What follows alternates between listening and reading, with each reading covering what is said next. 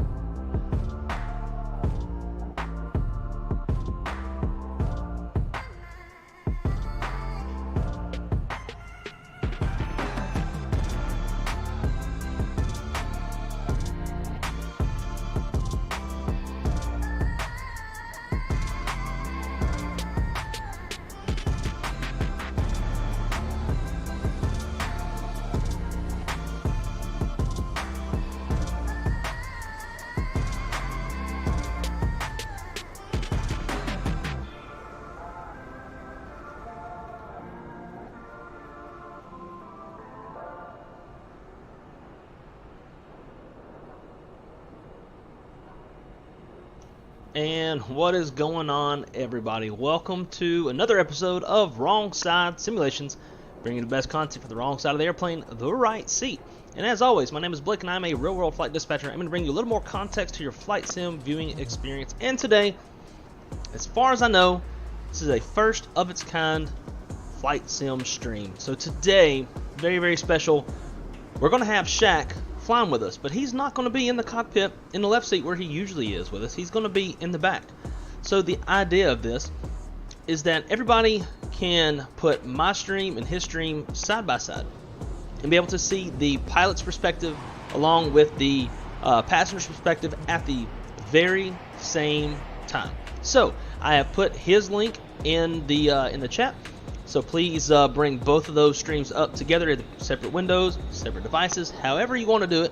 Watch both of them at the same time, and let's see how it looks. So I would believe with the latency, it should be somewhat even, hopefully. But the way we're going to do this, I've got him in the Discord, but he's muted. I'm muted on his end, and like we can talk to each other if we need to. We are connected via shared whatever it's called, your controls. But basically, we're going to chauffeur him in his stream down to Jackson Hole, Wyoming, and then he's going to chauffeur us back. So we are actually two both connected in Yipjet in New Sky. So we are Yipjet 1018. He is Yipjet 1026.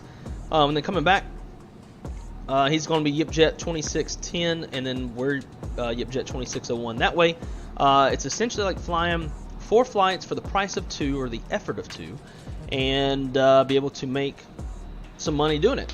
So anyways, airplane currently is completely shut down, cold, dark, and we're going to jump in there and get this thing going. We do have some forecasted vicinity thunderstorms, so if thunderstorms happen, that's going to make this a lot more fun, because as we all know, Jackson Hole is a short runway, high altitude, in a valley. It's going to be a little bit rough if thunderstorms happen. But before we jump to the cockpit, let's jump to the chat and say hello to everybody. We got Callie Simmer in the house. How's it going from the West Coast? Hope you're having a beautiful day. Wes, what is going on, dude? Great to see you. Kieran, great to see you as well, as always. Ow, howdy y'all. V1 sent me. Nice. Well, thanks for coming to hang out.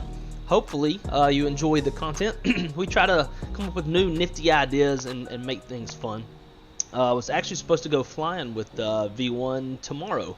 I thought he was flying out of Orlando, but turns out he's flying out of Lauderdale, doing his round trip flight over to Pensacola. I was, in fact, I'd even booked my flights and was going to go ride the jump seat with V1. What we got? Oh, Callie, as always. Hey, I'm so ready for this. Looking forward to chilling and relaxing. Let's get it, Captain. Sounds good. I guess I am kind of the captain today, right? If we got the captain in the back, if he's deadheading up with us, I guess maybe that makes me the captain.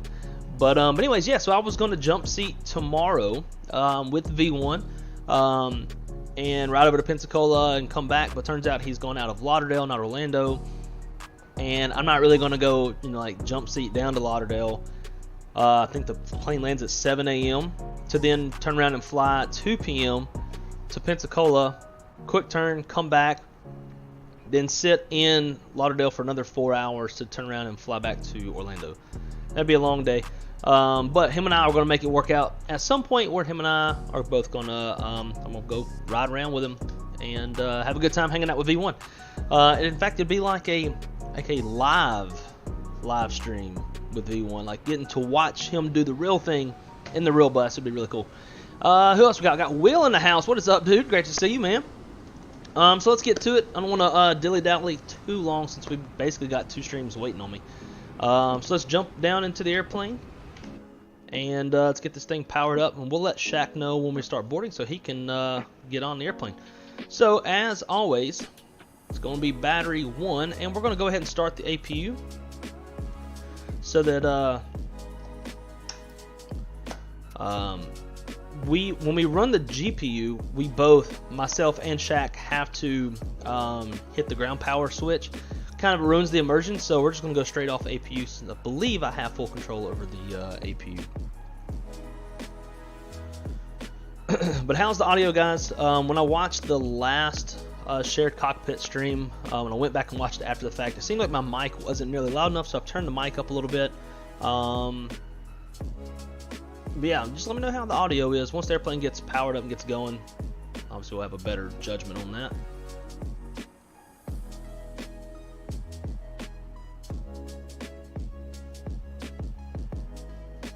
And just waiting on the APU to fire up. Taking a sweet time. And you'll probably notice me too, I'll click things a little bit slower than normal just to make sure that our airplanes don't get out of sync.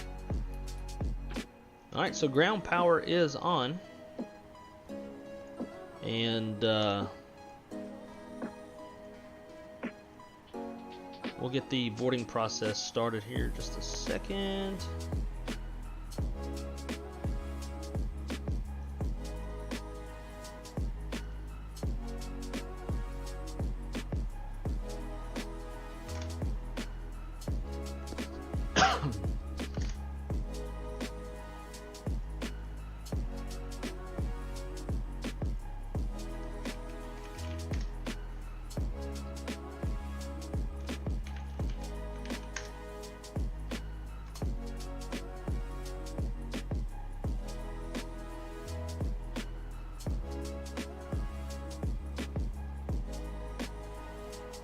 Alrighty. Airplane's boarding up. Brandon, what is going on, dude? Great to see you. Tattooed Bacon, great to see you as well. Hope y'all's day is going mighty fine.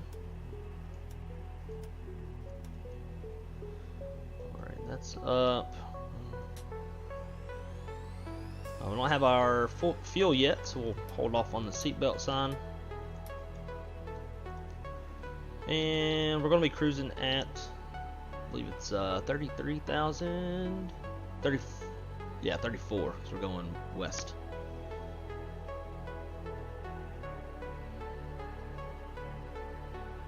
Alright, and then touchdown zone elevation.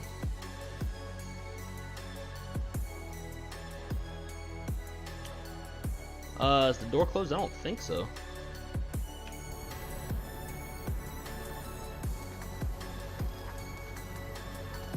Might be. Oh, yeah. Actually, yep. There's no indication. So, good eye.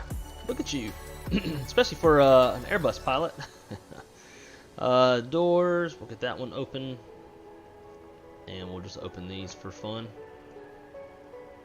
It should be doing the same stuff on his end. When I requested the jetway, come to find out, his jetway wasn't moving. He had to do it himself.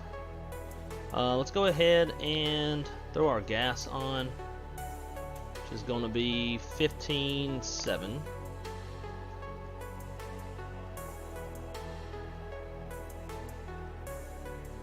Payload 0 fuel weight. It's going to be 116.2.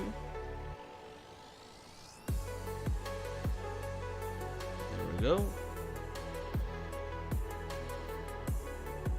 And the last thing we wanted to do is touch its own elevation, which is 64.51.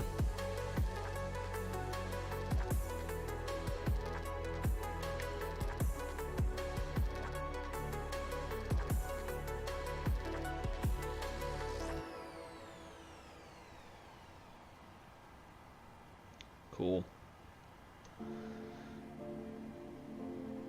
Alrighty.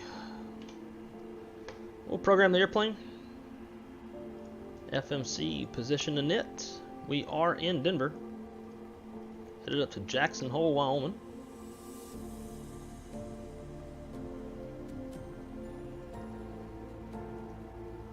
Let's see, Jack. We are Yipjet 1018.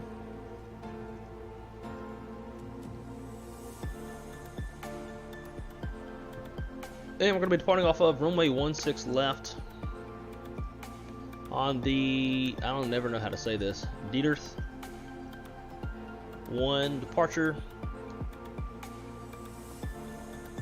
And then from there it's going to be CKW, whoever that is, which is Cherokee VOR, and then the Dunwire VOR, DNW. From there, arrival, we're going to shoot the ILS Zulu, runway 19.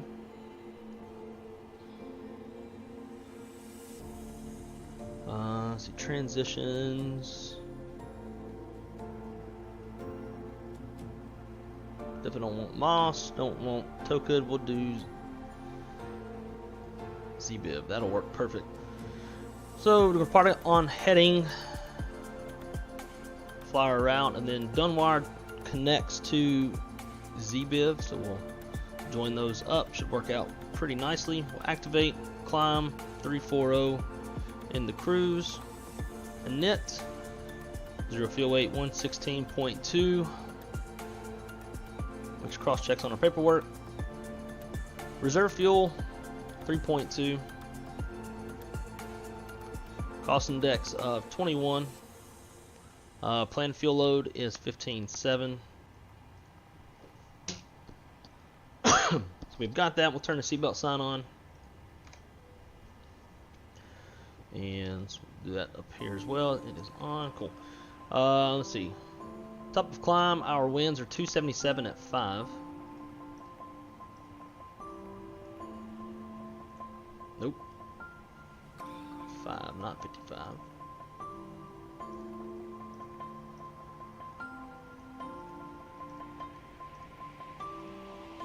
And let's see, minus 52 on the temp. It's in there. Execute M1 limit. I'm gonna go with a nice D-rated takeoff of. We'll go with flex 60. We'll climb 1, get up to altitude pretty quick. Takeoff. Let's go flaps 15. Nah, flaps 5. Less of a chance of things getting out of sync. From there, got our CG 23.7, V speeds of 28, 31, and 35. Go flight directors on, and make our speed 135. Again, just kind of doing things a little bit slower to make sure the airplane's not out of sync. Departure heading is 173.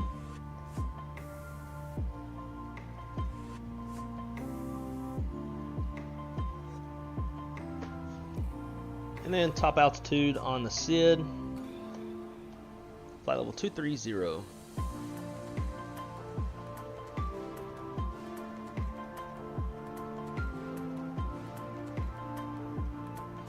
Perfect. Alright, over to the EFIS panel. So mountainous terrain is obviously a factor on this route, so we're going to turn the terrain on, traffic on. I like my FPV, I don't even know what it means, but it does display the velocity vector as well as the like a little digital compass here on the artificial horizon. I'll go ahead and put in our minimums.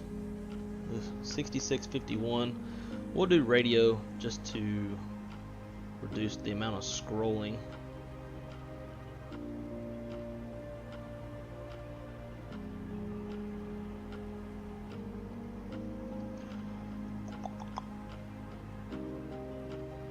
Bam. There we go. Altimeter set. Leave everything else normal on this side. Check the center pedestal. Transponder's on, so that'll work. We are not going to file on VATSIM. We're trying to simplify things for this first kind of stream. So I'd say we're looking pretty good. Get that yaw damper on. Sweet. Where are we at in the boarding process?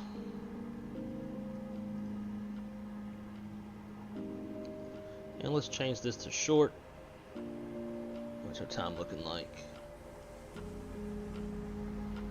Cool. We still got about 5 minutes until we can push back. Damn, it was just pouring down rain and somebody's literally mowing like right next to my computer room. Alright, so let's address the passengers. First thing we're going to do is pull up the weather in Jackson Hole.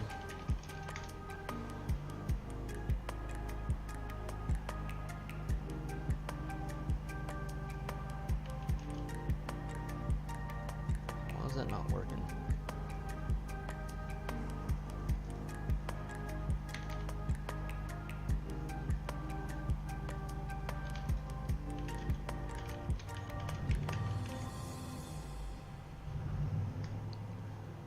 Man, can y'all hear the lawnmower? Like it's right next to my room. It's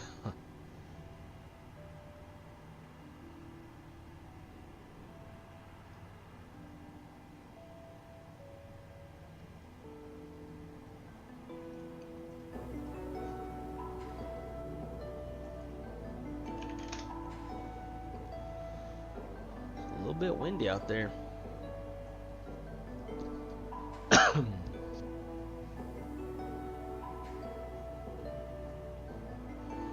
All right.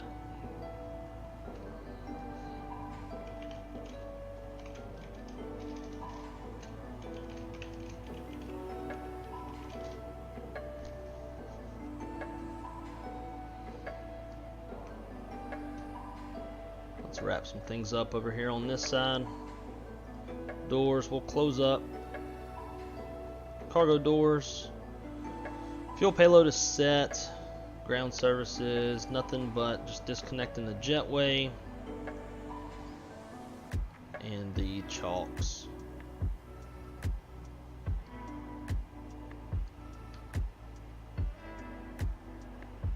I don't even hear my.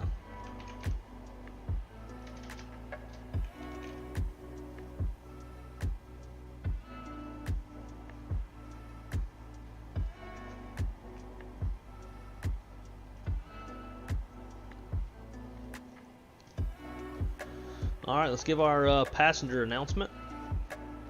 Let's see, what's the weather again?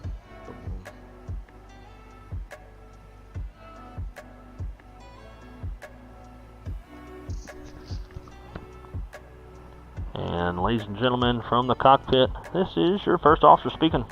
We want to welcome you aboard Yipjet Flight 1018, service to Jackson Hole, Wyoming, looking at 1 hour and 6 minutes from wheels up to wheels down.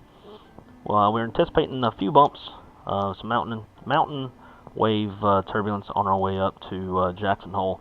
Forecasts are calling for some vicinity thunderstorms at the ETA, so we'll have that seatbelt sign on nice and early for your safety.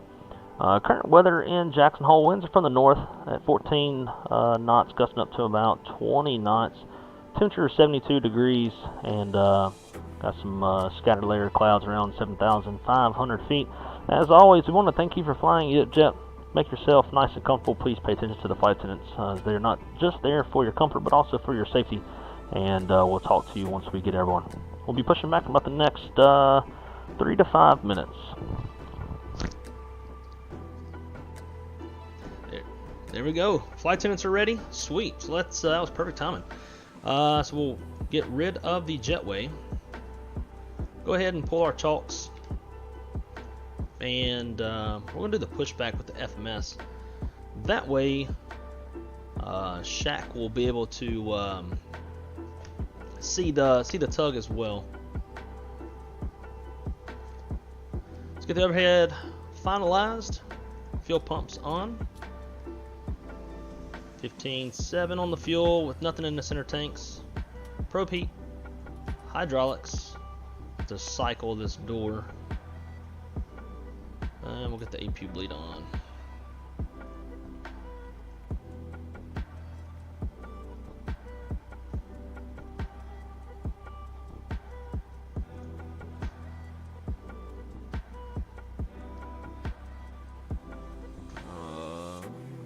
This is for, okay. Had the wrong door. I thought it was the one. I thought it was the overwing exit. Sometimes I get a bug where like the door opens. Or it says it's open, but it's not. It's like a false indication. Alright, push back. Let's see. Jetway's pulled. Everything else looks set. Get that on. Shut the music up. And let's push back. Cockpit to ground. Go ahead. I would imagine Kjac can probably hear all this. And probably hear my dog snoring. Roger that. Ready for push straight back. Release the brakes, please. Oh no, that's the weed eater. Brakes released. All right, back to the chat for a quick sec. Braniff, hello, all from Dallas. How's the weather in Dallas today? Texas gets a lot of bad thunderstorms. Door isn't open. Kjac was trying to board, but the door was closed. He just walked through it. That's funny. AB pilot, I'm offended. Oh, Airbus. But I hardly know the Airbus planes, and that's why you're offended, because in my opinion, I like the Airbus quite a bit more. D-Champ, what's up, dude? Great to see you, man. Jay, what's going on, dude? Great to see you as well. Callie, okay, not going to lie, that sounded amazing on Kjac stream. Oh shit, I'm gonna have to go back and listen to that after we're done streaming. That was nice. Thank y'all. Good weather today. Good. Nice, nice, nice. I know Texas gets some of that nasty shit. All right, let's fire them up. Packs are off. We'll go with ignition right channel, and we'll start number 2. Pushback complete. Parking brake, please. Brakes are set. Brake set.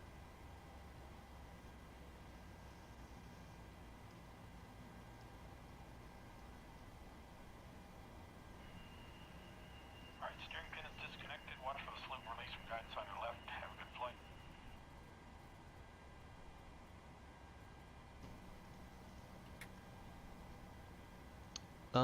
I feel like fuck me.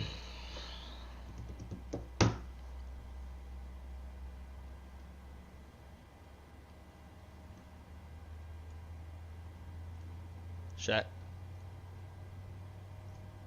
Yep. We disconnected, so What? yeah. Interesting. Let me Okay. try something. All right, so I just reconnected. And I gave you control. Okay. So what did your airplane do anything or? No. No, it didn't move or anything, no. Let me jump up front. I have switches on. There's a bunch of stuff on. But my map, at least on what would be the captain side, there's nothing on. Let me see. I'm waiting for your stream to catch up so I can see what you're seeing. Oh my God, we like lost connection way early in the thing. Really? Damn it. Yeah, like Aw. ugh. All right. What to do? What to do? Do you want me to just hook it up on this side, like on my side, and then connect again? Yeah. So yeah, let's disconnect. And just kind of get everything like on your overhead ready. Okay. But here's the other odd thing too, though, is like I'm out of the gate, and you're Oh. not. Kind of makes me think we just need to reset and just roll through everything quick. Okay. Damn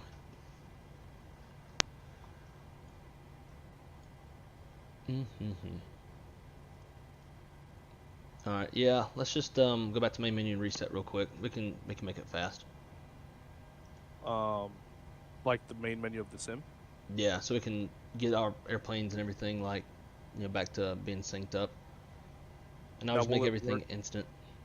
Will it work if you do the restart on the escape button? Yeah, probably. All right. Let's try that. So let's make sure we're disconnected.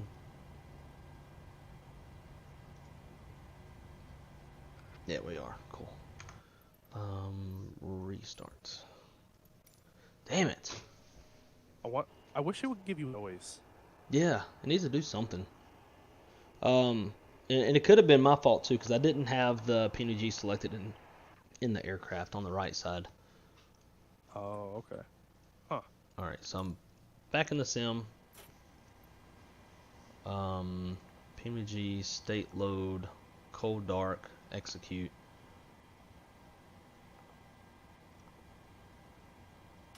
Okay, I'm cold and dark. Let me know when you're. Why is your Try yoke that. turned sideways? Yeah, I had to. I tried to reset it again. I have no idea. That was weird looking. It's like it hasn't given you the like fly now button. That's how it's acting. Did it give you fly now? Now it did. There we go. Oh, okay. Oh wait, no, it's so behind. I'm watching the You old should shit. go to, cold and dark. Yeah.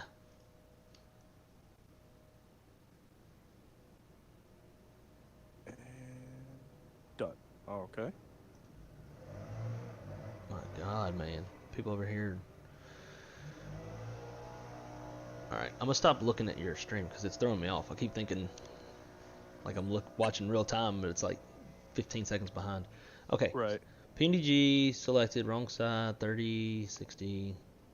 Okay. What is your? It's probably gonna be a new code, I would guess. Are you in the same session? Yeah. Okay. Connect. There we are. And you have, and I gave you control. Okay. All right. Now, yep, there we go. Okay, I'm going back to my seat. Okay. Thanks, Deadhead Captain. Well, thank you. All right, starting the APU.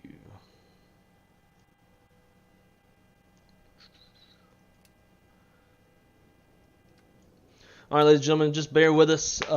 We'd lost connection to what connects both of the airplanes, so we just did a quick reset.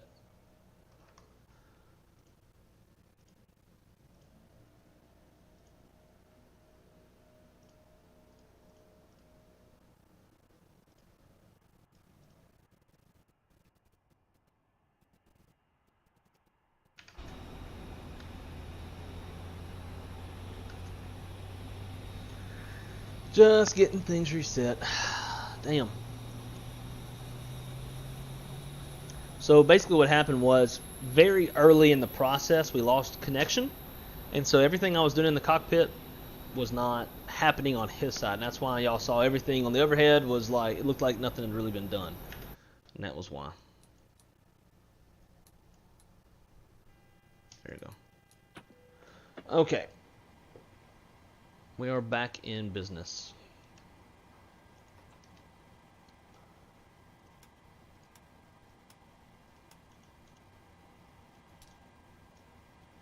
Boom.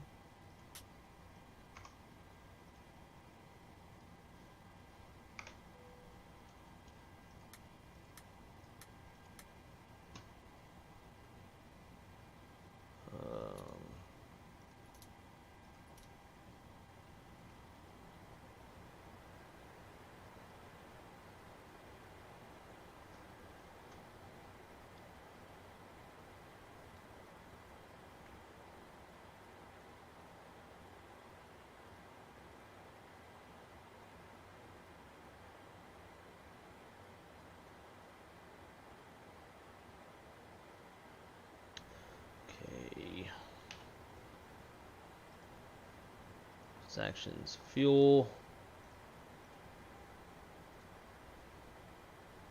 is 15.7.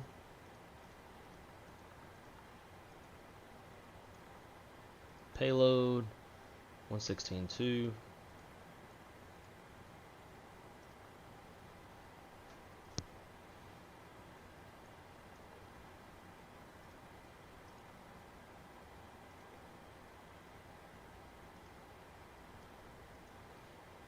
Position of nits, Denver,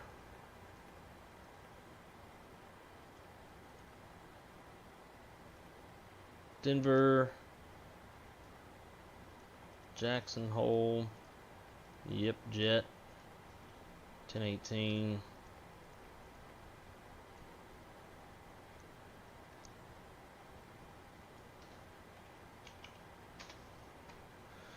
Runway. Going to depart off of 16 left on the Dieterth 1 route. Next, CKW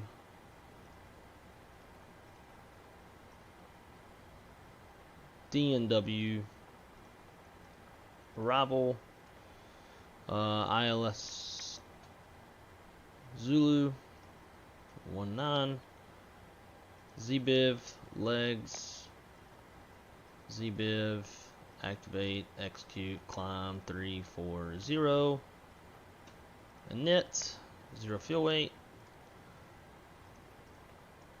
15.7 on the planned fuel, reserves is 3.2, cost index 21, 277 at 5. Then that's items 52. Let's go flex 60. Climb, take off 5.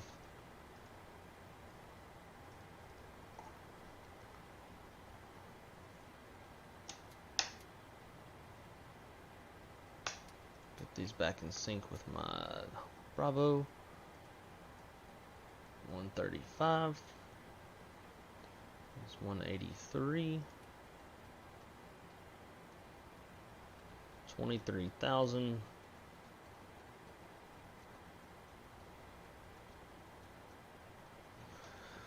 Terrain, traffic, FPV.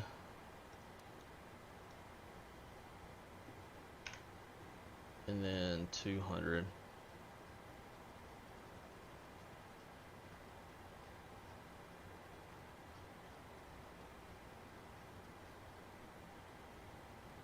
All right.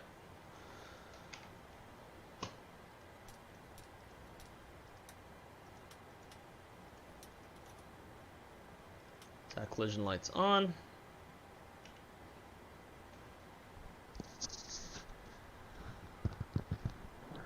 And ladies and gentlemen from the cockpit, it's First Officer again.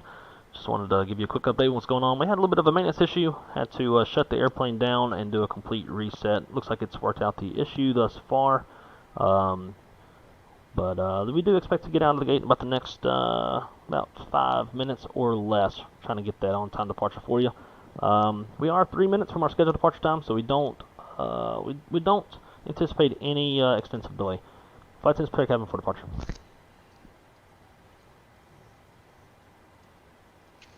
Alright, alright, alright.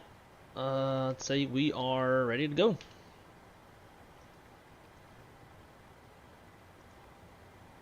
Ground services. Jetways pulled. All that. Let's check our doors. Nope. Doors closed. Sweet.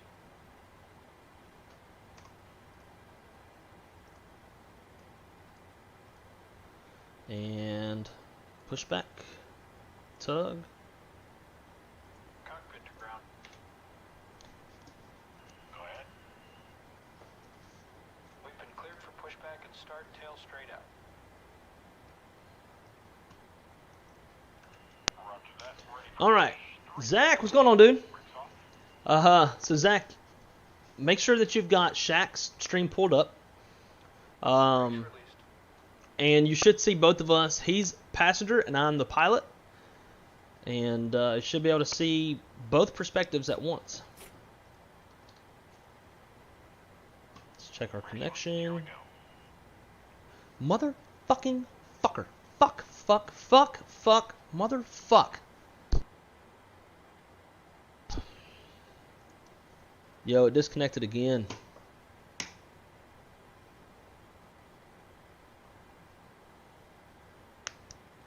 Really, it still shows you on mine. It's telling me client disconnected, reason connection timeout. What the heck? Okay. So should I stop this server and make a new one, or? I mean, I'm pushing. Like we're right back to where we were once before. Oh, I'm pushing. Oh, you are? But now you're not in my thing. Uh-oh. All right. Well, once you stop the push, we'll reconnect. It sounds to me like it should have your airplane in the same state as me. Check your cockpit and see if the cockpit looks like it's all prepped and ready to go for a pushback. Pushback complete. Everything except my well, the captain's MFD is good. There's the speeds, the heading, altitude. Looking at the box is filled out. Yep. Yeah. Okay. So once your plane stops pushing, as it should have stopped by now, let's just let's reconnect, and we should be able to pick up where we left off. Okay. So just let me know whenever you're done. Yeah, I don't know why you're. Check your overhead. Maybe you like pre-fill your stuff out before we connect if we need to.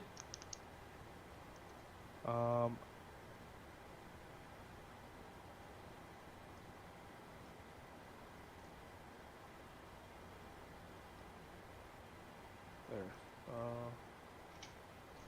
Looks. And maybe need to line IRSs or something. It seems like there's something that's not.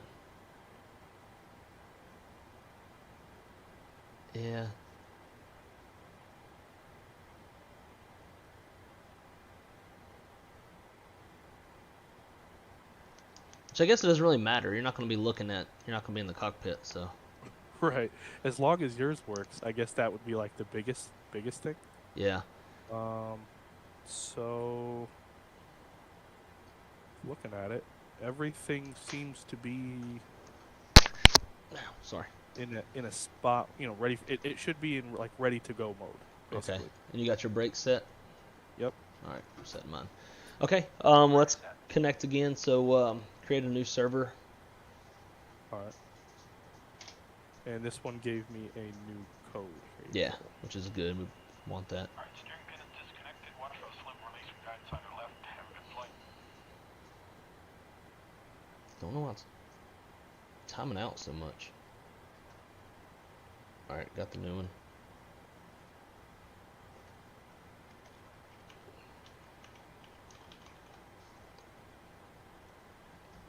Okay, I'm connected. I've got control. And All right, I'm gonna leave the window up so I should see it right away if it disconnects. okay. All right, passenger, back to your seat. Okay, bye. Cockpit door closes. Okay, Jesus. Help us. Please. All right.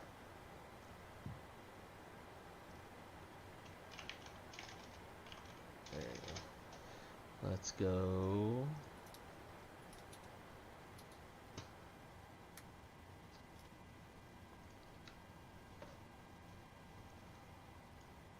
Boom. Sweet. All right, man. This one's challenging. Hella challenging. If anybody is just now joining us, please make sure to scroll up to the top. In fact, let me pin the message. And go to Kjac's. Kjac is the passenger on this flight. I am the pilot, and so he's going to give you the passenger's perspective while I'm giving you the pilot's perspective. So if you open up both streams in two separate windows, put them side by side, you should be able to see both perspectives at the same time, which is pretty cool. Alrighty.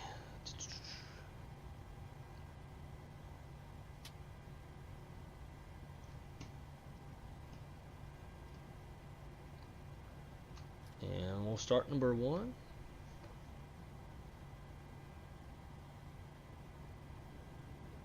So Callie, I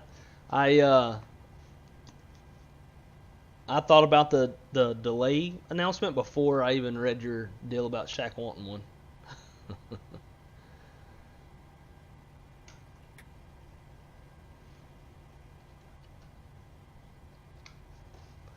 Kjac's got all this traffic taxiing around, but I don't. And I'm using PSXT. Maybe because 72.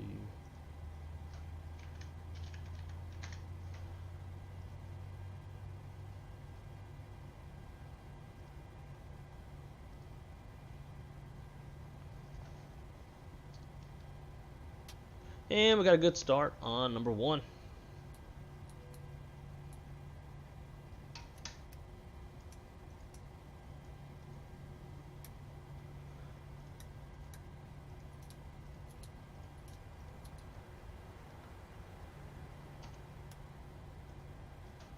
Let's go flaps 5.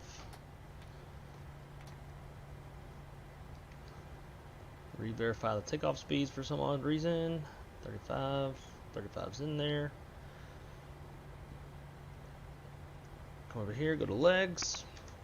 Alright, we're going to trim to 5.3. And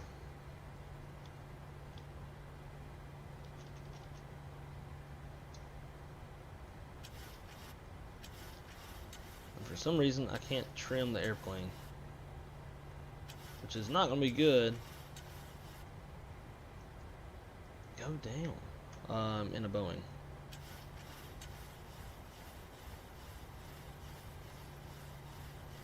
I've noticed that with your controls, it only lets the person who's hosting, it only lets them trim, which is hella irritating.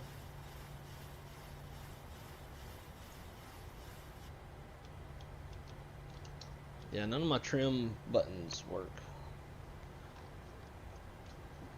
It also seems like my yoke ain't working either.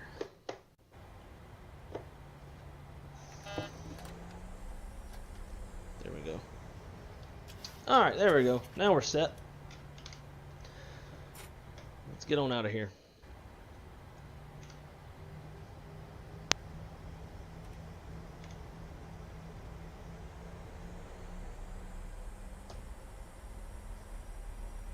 Check.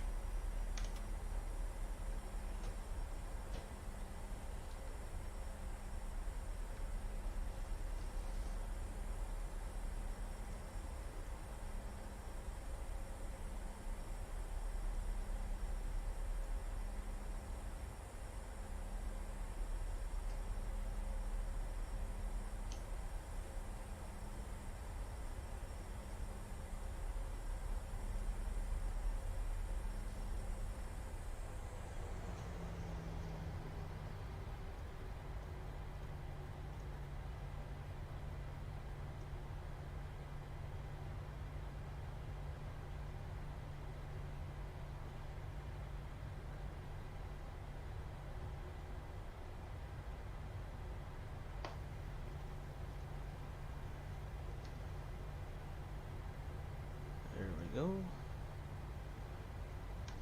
All right, let's get a little flight controls check in.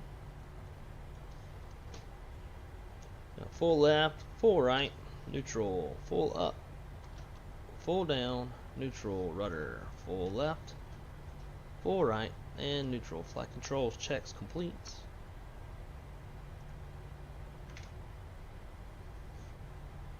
We got a little bit of a lengthy taxi, although it looked like maybe Denver swapped their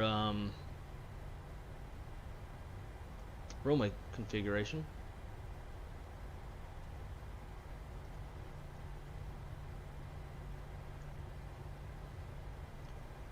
Departing 82534. Yep, they did. They swapped it. So we'll have to swap ourselves.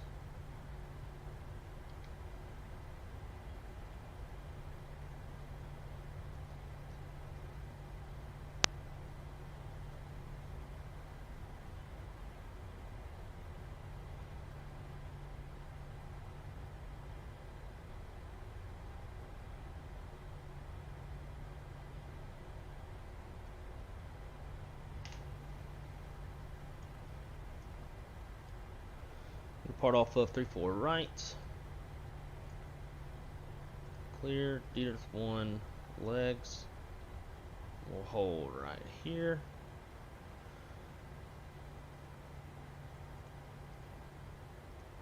Execute.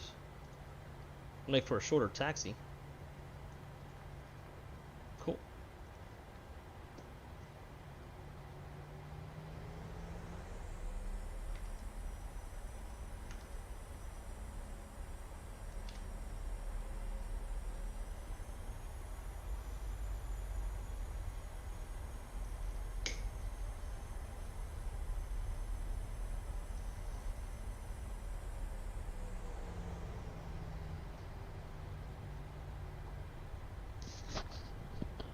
And ladies and gentlemen, from the cockpit, looks like we are number 1 for departure.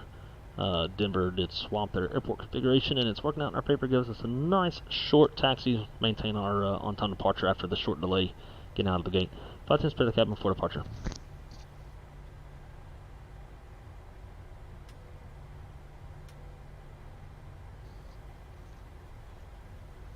Sweet.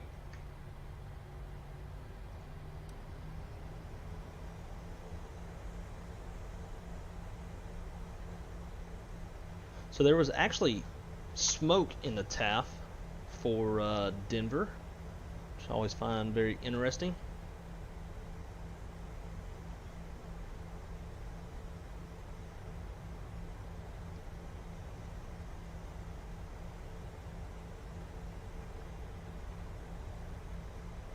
Here's 34 right. We're going to hold short and just verify everything real quick.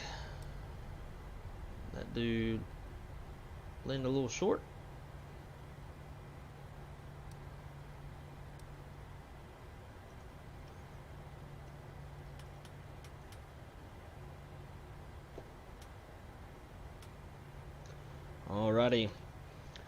V2 is 135. Runway heading is no longer 183. It is now 353.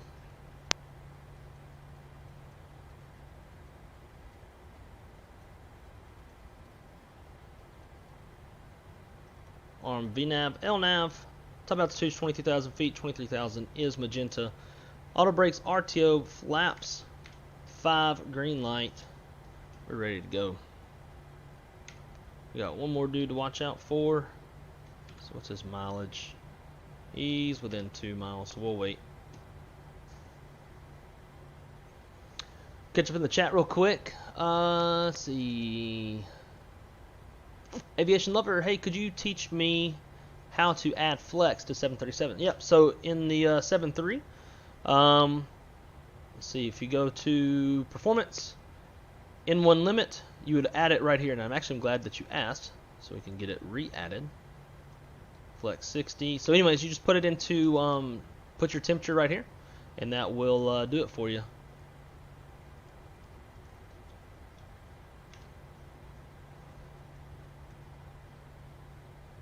Alright, where's this guy at? Did he touch down? Yeah, he's on the ground. Cool, let's go.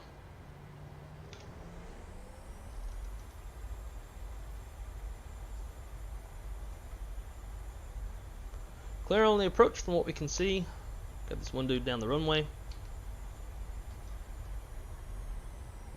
Another guy within 2 miles. So we're going to take off no delay.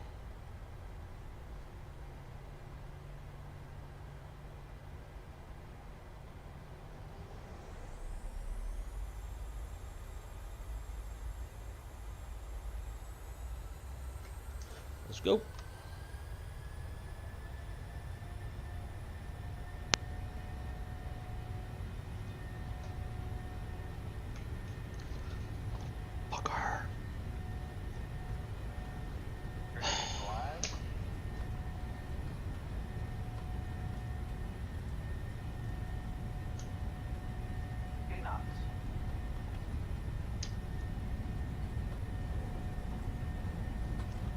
So it disconnected again, and I'm trucking down the runway. V1. Rotate.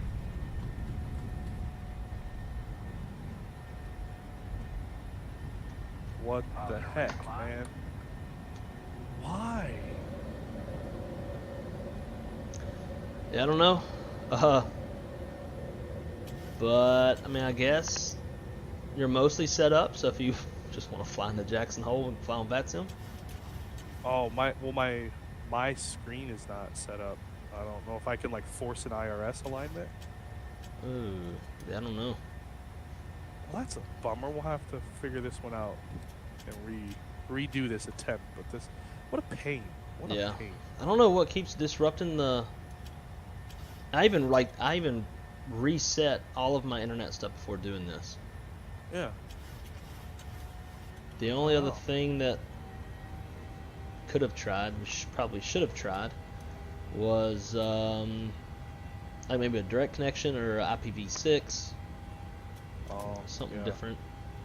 But what we're doing now worked so well for us last time. Right. Huh. That's a pain. Well, you're in the air, you said, right? Yeah. Well, heck. Maybe I'll close up shop because I'd have to restart my whole sim again. Well, you know, the airplane. Maybe we'll just go bombard your flight. Okay. Yeah. So that's what we'll do. So I'll say my goodbyes and I'll say hello on your side. Okay. Sounds good. All right.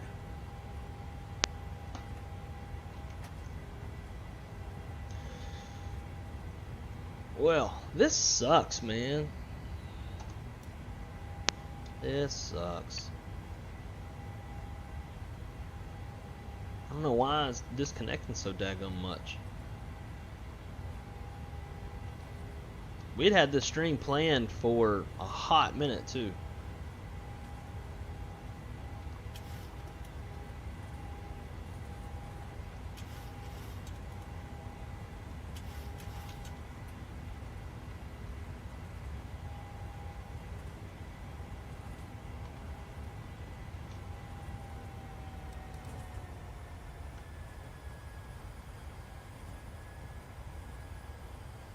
got a speed constraint here, or an altitude constraint rather.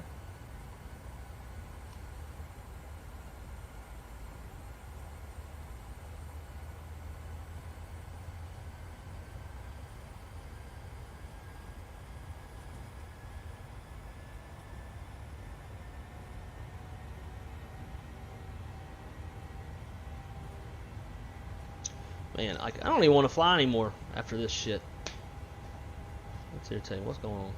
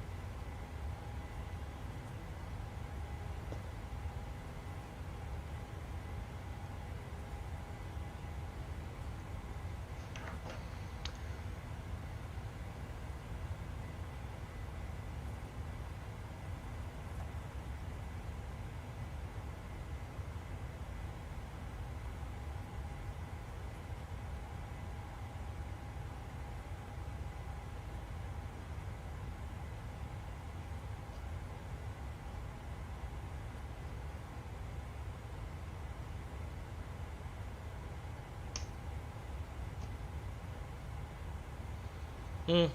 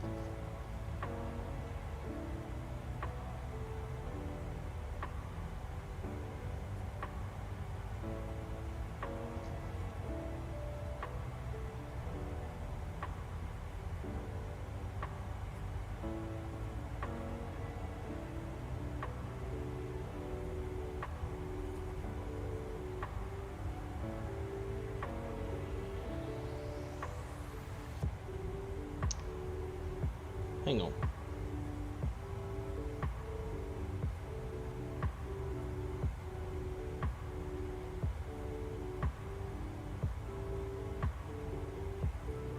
Where did that chat just go?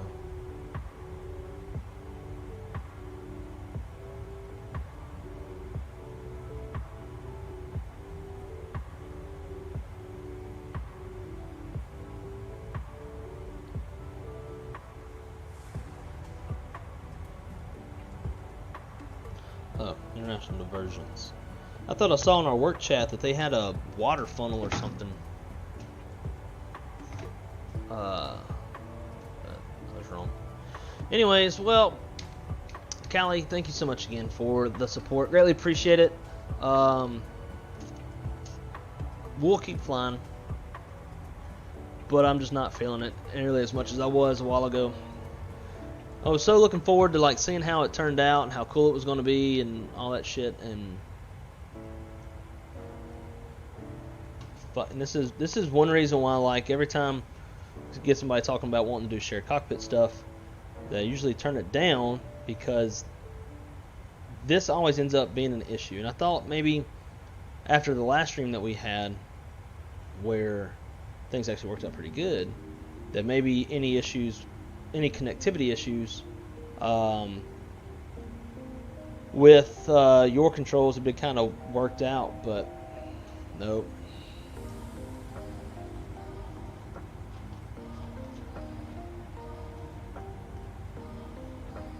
And it seems like it was dropping connection almost as soon as we were connected.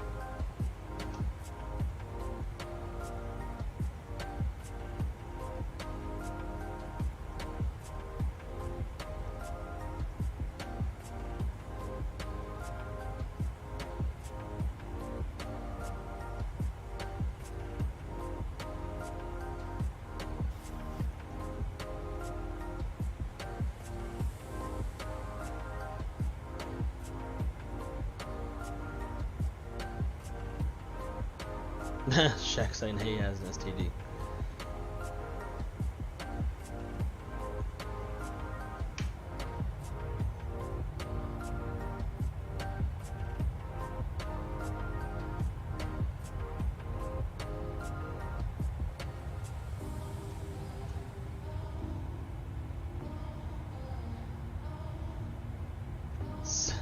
Sim gods were with us today. Yeah, that's about right. Well, the passenger left behind, thank you so much for the support, my friend. I greatly appreciate it. Maybe we'll get it next time. I don't know. I just got to figure out like how. I mean, usually we've tried direct connection before, where one of us would directly connect to the other, thinking that that's going to result in the best connectivity. But like last time we were doing that, we kept losing connection. So then we tried the cloud host. That worked pretty well. In fact, that's how we did it last time. This time, for whatever reason, it just was not working at all.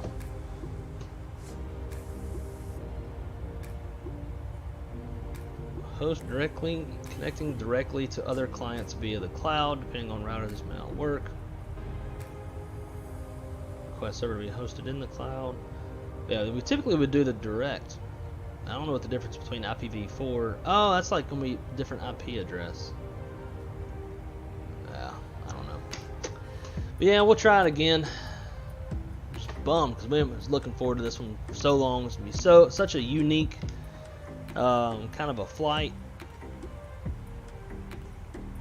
But I guess not. But thanks for the support, my friend. I very much do appreciate it. I think the defeat is written all over my face, right? You know what that calls for, though? That calls for a beer. Let's go grab a beer. That'll make the day better. On it, Bill. Watch out. Be right back, guys. Get a cold drink.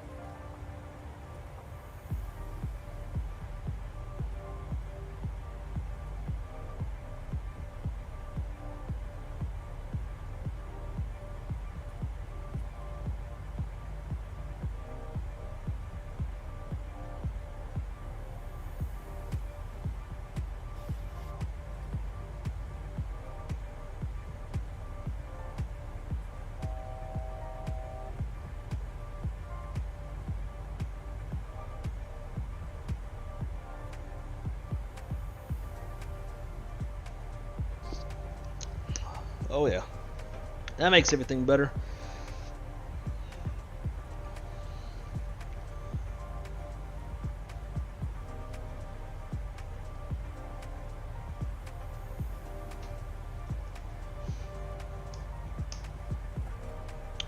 All right. Well, I guess the cool thing is, so Kjac's never flown into Jackson Hole before, so I guess we'll at least get to show him what Jackson Hole looks like, what the approach is like. That way he'll be a little bit familiar with it, so whenever we do this again. Now, like I was talking about last week, other streams that we have planned, or I have planned, is going to fly the Airbus with a lot of MELs that directly changes the logic of the airplane. So it will not at all be your standard Airbus flight, because a lot of the automation and a lot of the logic of the airplane will be lost.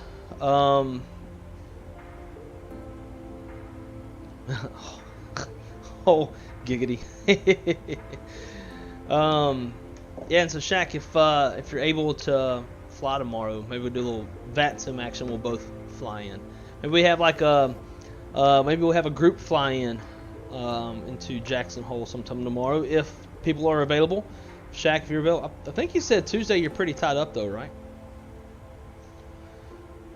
Andrew Simmons, yeah, that's all I heard.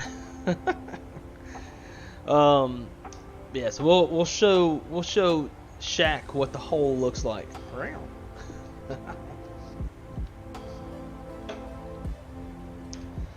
But yeah. So anyways, back to the Airbus thing. Go into the hole together. I think we went down a really bad avenue. But yeah, so we're going to be flying with a whole bunch of MELs, a bunch of systems deactivated. So it'll be flight directors, which also results in a downgrade to Cat 1 only. What else was on that flight plan? I got the flight plan in my truck. Now there's a bunch of stuff. But anyways, it's gonna be quite a different Airbus stream than normal. For those of y'all who may not know me very well, I am primarily an Airbus guy. I dispatch Airbus airplanes in real life. So yeah, Airbus is a bit more of my specialty.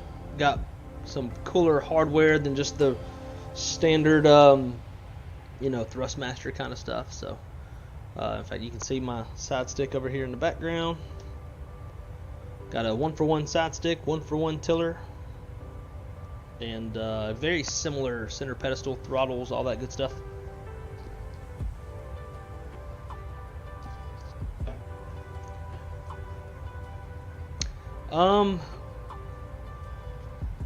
I'd say it's a good avenue, but I am a guy, so there's not many bad avenues that bother me. Hey JJ, what's up, dude? Need to change the thumbnail, I guess, for this this stream, because it definitely didn't turn out to be what we wanted it to be. We'll save that thumbnail for the next time we try this.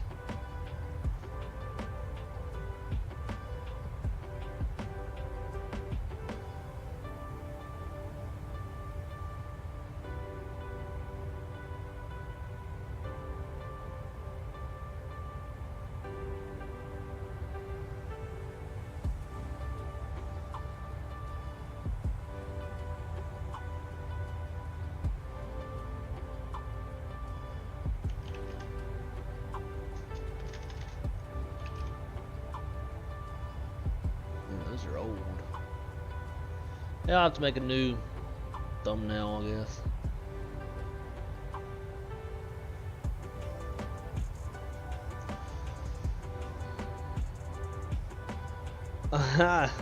So Jay, we were talking about Jackson Hole, and when I said hole, a lot of people just heard the word hole, so that led to hole equals giggity. So we just started talking about holes and stuff. But yeah, it is a very nice scenery. The airport itself, as well as the surrounding area, got some nice tall mountains around to make for a very pretty approach. Quick question: does anyone know how to change the sensitivity on Airbus side stick by Thrustmaster? I was doing a flight from Wilmington to Charlotte, and my autopilot disconnected several times because of turbulence. That shouldn't be sourced to your side stick. Now, turbulence, severe turbulence, sometimes like a pretty hefty moderate turbulence, if there's enough interference with the airplane in real life, the airplane's autopilot will kick off. It's probably just simulating that, but again, it has to be pretty hefty turbulence to do that in real life. I've had that happen to me quite a number of times in the sim, whether it be fly-by-wire or Phoenix. So I don't think it's your side stick. I think it's just the sim replicating, or the airplane's replicating that effect where turbulence is so hefty, borderline severe, that it disconnects autopilot. I've actually had it happen to some of my pilots in real life, usually crossing over the Rockies, just because you get a lot of mountain wave and get a lot of oscillations. But I've had pilots ACARS me to report turbulence, and they want to descend or ascend to get out of it, and they usually let me know that, hey, like, the autopilot kicked off. So that is a real life thing.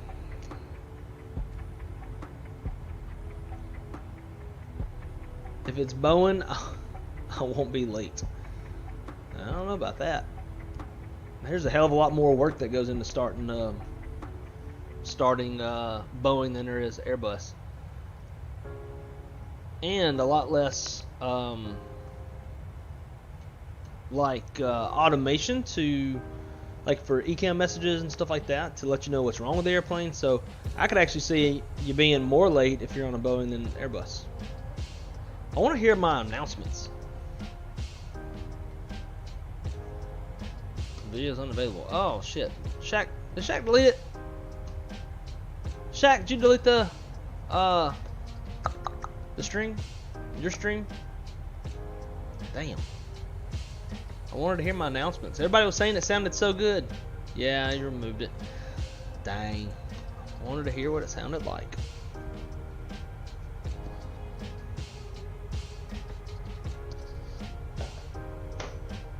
Well, let's see what Yipjet's saying.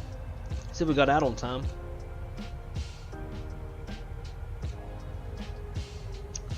No. So it doesn't record you out until you have engine started. We were out by like 43, 44, but we didn't start the engines because we were trying to get everything to connect.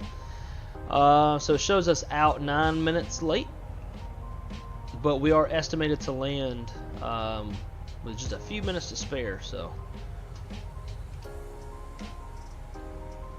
we'll see how that goes. We'll take a little shortcut, and we'll also fly the flight back just to make the stream a little bit more worth it.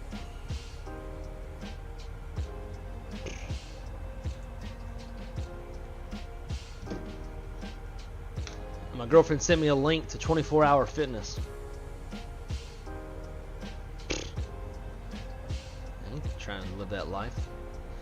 Alright, let's see. So, for the descent, we need to cross Dunwire at, does it give us an altitude? 11,000 feet. So we'll go ahead and dial that in. That is, I guess, the only good thing with not doing some shared airplane type stuff is you don't have to worry about keeping everything synced up. So I can use my honeycomb. But man, last time we did the shared cockpit, that shit was so much fun. So much fun. You know what? Let's see.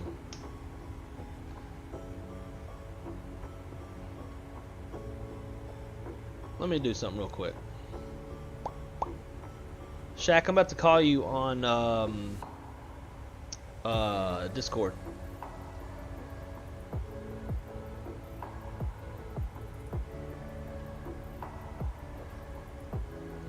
Let's see. I'll mute myself too.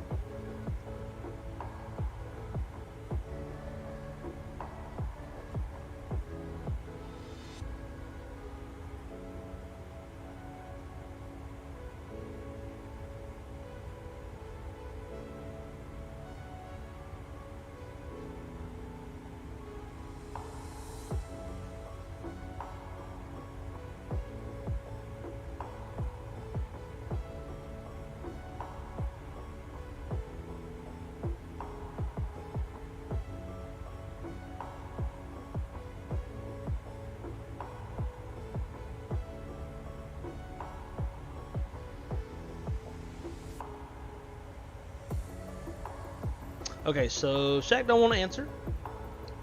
It's okay. I was gonna see if he wanted to try to do shared cockpit going back, like just do maybe tinker around with some of the connection settings, and try to go back and just do a regular shared cockpit. But man, it'd be nice if like developers could build native shared cockpit into the airplane itself. That'd be way more cool. Right, so 109.1 is our frequency. 187 is gonna be our course heading.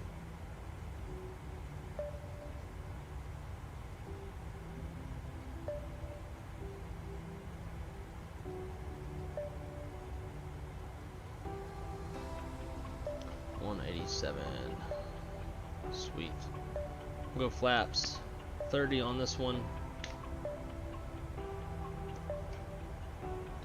And we're going to go auto brake 3. We have a relatively short runway, 6,300 feet. So make sure we get this airplane stopped. And let's go to fix runway 19. And we'll drop in 5-mile range ring.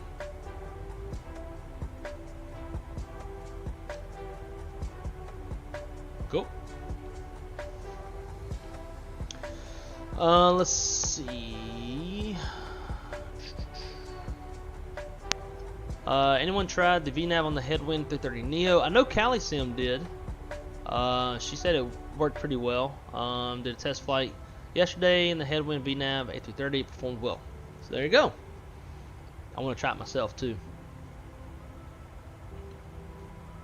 United is pissing you off. Is it because they haven't called you yet, Jay?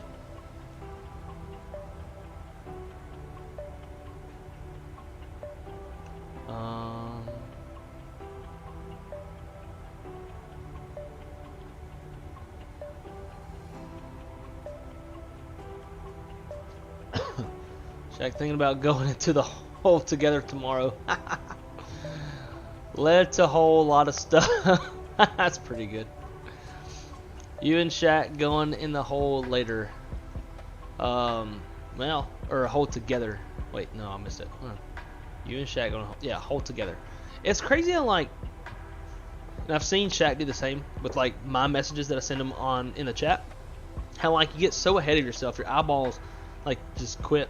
Like you don't read everything. Cause I feel like you have like so many like conversations to get to. Avgeek, thanks for the nice comment on the takeoff. I was definitely distracted. I was surprised that it actually went as good as it did. Kjac, nope. Ship don't sell that route. Andrew Simmons, unless you got some motion rig. Interesting. Flowers website, they suggested sensitivity settings, which they show in picture. I have mine set to those. I think I did that too with fly-by-wire back in the day. Let's see. Be more late in the Airbus cause I'm so damn bored. Well then you must like task saturation. Although like once you know an airplane, right? Like when you know an airplane, you're fast with it. I will admit, the longer startup times for engines in the Airbus, a little bit boring. But other than that, I love the Airbus. Now I have flows, I've got checklists, I've got briefings. Like I have stuff in the Airbus that when doing real Airbus stuff, you definitely stay more busy. You're I don't know, like even like you do your diff strip flow for the McDo, then you do like your after start flow, after start checklist, before takeoff to the line, below the line, you're doing your brake check, flight control check, your mini brief, like all the stuff, right? You can actually stay pretty busy when you're doing like more shit. I don't have all that stuff for the Boeing 737, and when I look at the damn Boeing checklist, like the 737 checklist, there's too much shit, man. Like, it's long as fuck. So I just don't fuck with it. I just do my own thing. But when you got your own flows and like you know the airplane, like I don't know, I feel like you're more entertained and everything's more like bam bam, you know. Let's see.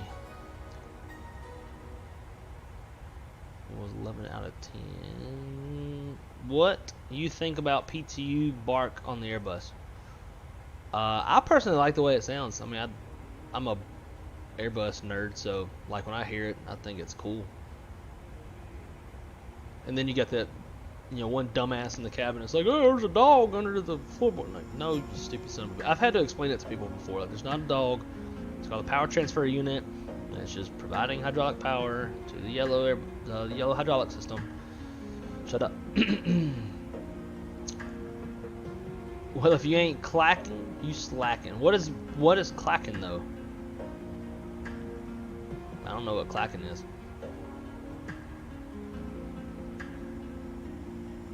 Looks like you're gonna be hitting. Fuck that. No, I'm not. I ain't gonna be hitting shit soon.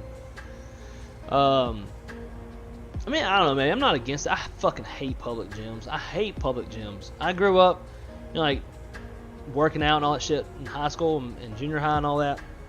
It's like I'm used to, like, having my own rack. I ain't gotta fight for nothing. I ain't gotta ask nobody, hey, are you using this? Like, none of that shit. I don't know. I would rather do, like, open gym at Crystal's CrossFit gym at 2 o'clock, where you can, like, basically go and use the CrossFit gym for whatever the fuck you want to do workout-wise.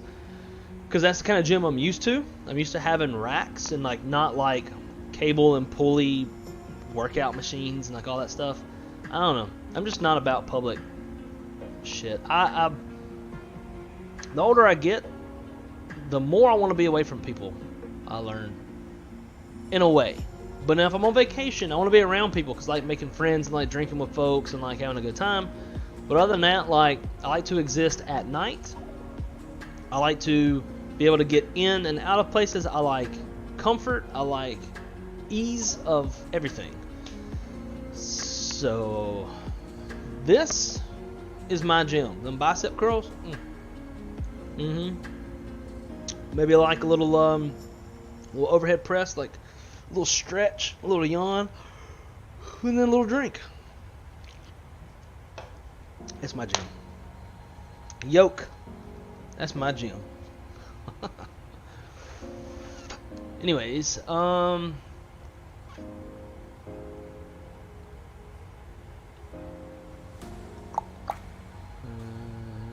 to catch back up. Drew, what's up, dude? Drew. I don't know why my voice always gets so high when I say your name. Drew.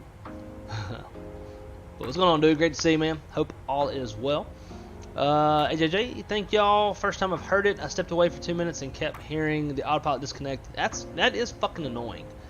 And you shouldn't have to do that. I don't think you can turn that off in any settings though. Yeah, that's it's kind of like the bug where the bandwidth is too low and it pauses the sim. Like, super annoying, because if you're doing like a super long transcon, like, I like to put my airplane in the air and then go mow the yard, do weed eating, like, whatever I need to go do. Maybe go out to eat, and then come back and land later, just to find the fucking sim is paused. So I could see how that's annoying. Now for you, it's a bit more dangerous because you're not even paused. Your airplane is just drifting off into La La Land. So that sucks even more.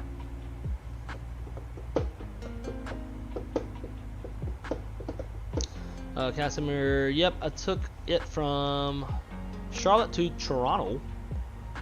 That's how the Canadians say it. I don't know why they say chur, but Toronto, something like that. I used to have a lot of Canadian friends. For the A330 and took the 787. It was fun. I'm kind of wanting to add the 78 to our fleet to give us a wide body on the Airbus side and a wide body on the Boeing side. But we're kind of waiting for the beta to be done, and they like iron out whatever wrinkles they have in the 78, and then once the official version and stuff comes out, like the final build comes out, then we add it to the fleet. And also, depending on how that feeds the Kuro 787-8, that's what it's called. Yeah, Kuro. I'm a little bit more of a fan of the -8 than I am the -10. So maybe that's something we look at too. But Kjac and I do want to have a wide body option for the Airbus guys and a wide body option for the Boeing guys in Yipjet. So we're just kind of waiting for that final build of the 78, and then we're going to throw in the 78 into the fleet. Also, for my Yipjet pilots. Just in case you're not aware. In fact, let's get rid of that. I made a little map for our new route network. Now I still have about another 10 airports to add that I want to add. Probably more than that, in all honesty. I want to show y'all our latest route network. You know, one thing I noticed, like for myself personally, I just didn't. There wasn't enough options time-wise. I would jump on, like I'd get home at 12:30, 1 o'clock in the morning. It's like, all right, cool. Like I can fly a flight from anything from like an hour to an hour and a half, maybe 2 hours, but probably prefer a little bit less because you got pre-flight, right? And then you got like post-flight. So there just wasn't a whole lot of options for some shorter legs. We were kind of isolated down to like LA, Vegas, Phoenix, Vegas, like those short ones. Charlotte, Atlanta, Charlotte, Nashville, like a few short ones, right? So we're like, you know what? We're already not profitable as it is. I'm gonna do something real quick. Menu, index, performance. I want 99. Speed this thing up. We're pushing it on time. Yipjet time, not real time. Anyways, so Kjac and I kind of had a talk, and we're like, you know what, like, let's not go crazy with the airplanes, because the airplanes are significantly more expensive than routes. At least not anymore. Now we've got so many damn routes now that now routes will be more expensive than airplanes. But you know, we don't have just a shit ton of people flying all the time. So we opted, like, let's keep our airplanes how we have them, and let's increase the route network. Let's provide more places to fly. So this is our current route network that we have. So we added 2 new hubs. We've got Seattle as a hub, as well as JFK as a hub. And then we added a bunch of new airports. So we've got Glacier Park, Montana. We got Jackson Hole, Wyoming, Boise, Idaho, Reno, Nevada. We added... I'm going to add Oakland. I really like that scenery, by the way. Oakland. So the purple are future additions. Red are current, and then black are hubs. So we've got San Diego in there. Albuquerque, Oklahoma City, Dallas Love, Houston Hobby, Austin, San Antonio, New Orleans, Jackson, Mississippi. If you haven't seen the Jackson, Mississippi scenery, I like it. Like it's kind of like what V1 was talking about yesterday in his stream. For those of you who watched it, it's a smaller airport that can take bigger airplanes, so it kind of fits that niche, right? It's like it's kind of an outstation, but it's big enough to take, you know, a 737 or an A320. You don't have to fly CRJs into there, but you can also fly CRJs in there. We added Pensacola, which is also kind of fits that. We got Tampa. What else did we add? Kansas City, Omaha, Winnipeg, Vancouver. We're going to add Montreal. We got Toronto. We're going to add Buffalo. We got Syracuse, Cleveland, Indianapolis for my boy Jay, who lives in Indianapolis and is a real-life dispatcher out there in Indy. We got Myrtle. Going to add Richmond, Norfolk as well. We're going to add Newark. I think Newark's too big to not add it. Hartford, Connecticut, Boston. We've got Portland, Maine in the network as well. We're going to add Key West. And we got plenty of others down here in the Caribbean we can add as well. If y'all like the Caribbean flying, we can definitely add that. We could probably put in, I'm trying to think. So the other big thing with our route network is we try to add airports that have a third-party payware scenery option. For those of y'all who don't know me, I am like fucking crazy about buying airports. I have, shit, at this point we're probably pushing 100 add-on airports. So anyways, with that said, just speaking from what I have and what I know is out there, we can add Aguadilla, St. Martin, St. Thomas. See, I think we have Montego Bay now. We could add Kingston. We can even start like making our way down into Central and South America if you like.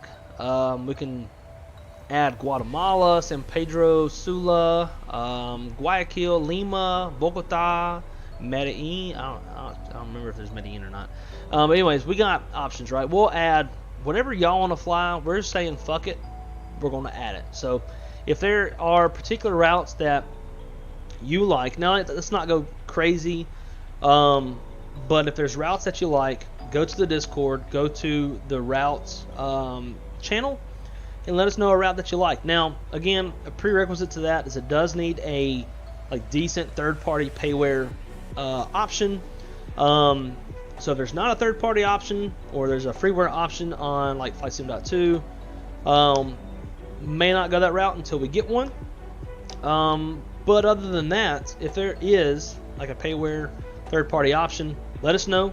Go to the Discord and throw it in there, and we can get it added for you. We wanna have routes that people like and keep everybody engaged, because obviously virtual airlines can get a little stale pretty quick. Damn, I feel like we should have been at top of descent by now. But anyways, yeah, throw that in there, and if it meets the criteria, we'll add it. I need somebody to make a good Monroe, Louisiana, so I can add my hometown. Anyway, so back to the chat. Yes, that's Route Network when we are going to add a 787 once the final build is out. I'm afraid to do the A330 after my last mishap. So Zach, I don't know, maybe now with the new build in the VNAV and all the new stuff that they put in the background, maybe you won't have the issues that you had recently. Maybe give it another shot. Maybe try it not on Yipjet and see how it goes. Build that confidence back. Jay, yes, third time applying and nothing but crickets. People are getting hired from here left and right at United. That's weird, man. There's got to be something. Either they're doing different, like keywords that they look for. So I know a lot of places like scan resumes and scan job applications for keywords and blah blah blah. I don't know. Maybe get with somebody who's gotten hired who hasn't left yet, and just kind of see what they did, and maybe they can kind of point you in the right direction.